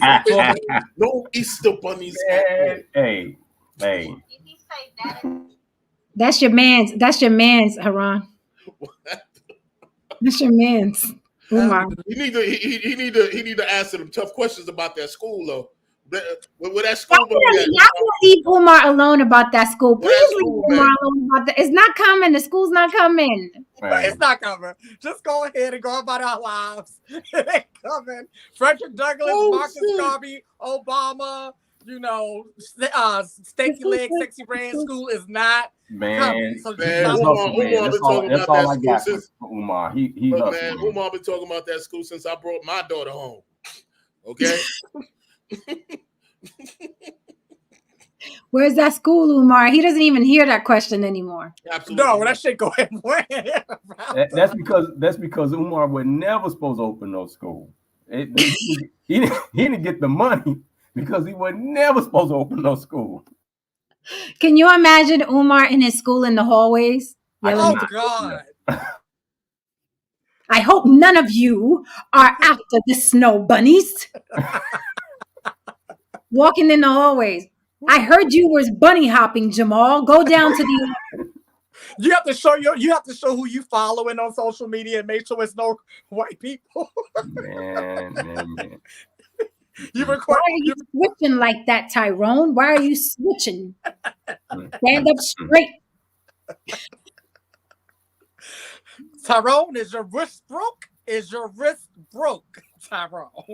Right. Oh my God. That sounds like something he was saying. We need to get him on the block. We need to get Dr. Umar on the block. Lord. That'll be fun. Alfred, you coming back for that? Whew. Have fun with them. Alfred, you coming back for Umar? You know, honestly, probably. Probably. Probably. I would have some questions for that brother. Like, hey man, look, hey. That would be epic. It would be. Putting All it right, out in guys. the universe. Woo. Yeah, for sure. Again, thank you. Here we go into 2024. Should be quite exciting. I'm excited for things that, are on the horizon. I wish the best for all of you. Alfred, Ivy, you as well. Thank you so much for coming up at the end of the year. Good to see you, brother. Right. Come through. We like the smart folk up here. It's a relief from sometimes the stragglers we get come through here. And all our faces are like, Mm-hmm. yeah. Mm-hmm. Oof. Have yourself a great night, brother. Some blessings to you and your family. All right, so we lost Mohsen. All right, good night. Run at this point. Okay. All right, good night. All right, guys, hit that end of the year support. Cash App on the Block with Jen. And thank you so much for the generous super chats tonight. I really, really do appreciate you from the bottom of my little heart. Y'all are melting the ice around my heart tonight. Thank you so much. And thank you so much to everyone who participated on the block all year long, whether it was your music, your presence, your chats, your super chats, your cash apps, whatever you did, just showing up for us all the time the way you do. We appreciate you. Okay. Very, very much. This is a tight podcast. You guys know that other podcasts with bajillion subscribers, but we love our crew. We love our people, and we do this for y'all. So again, enjoy your New Year's Eve. Be careful out there on New Year's Eve. Don't drink too much. And if you are drinking, do not drive. All right, guys. Good night. Happy New Year.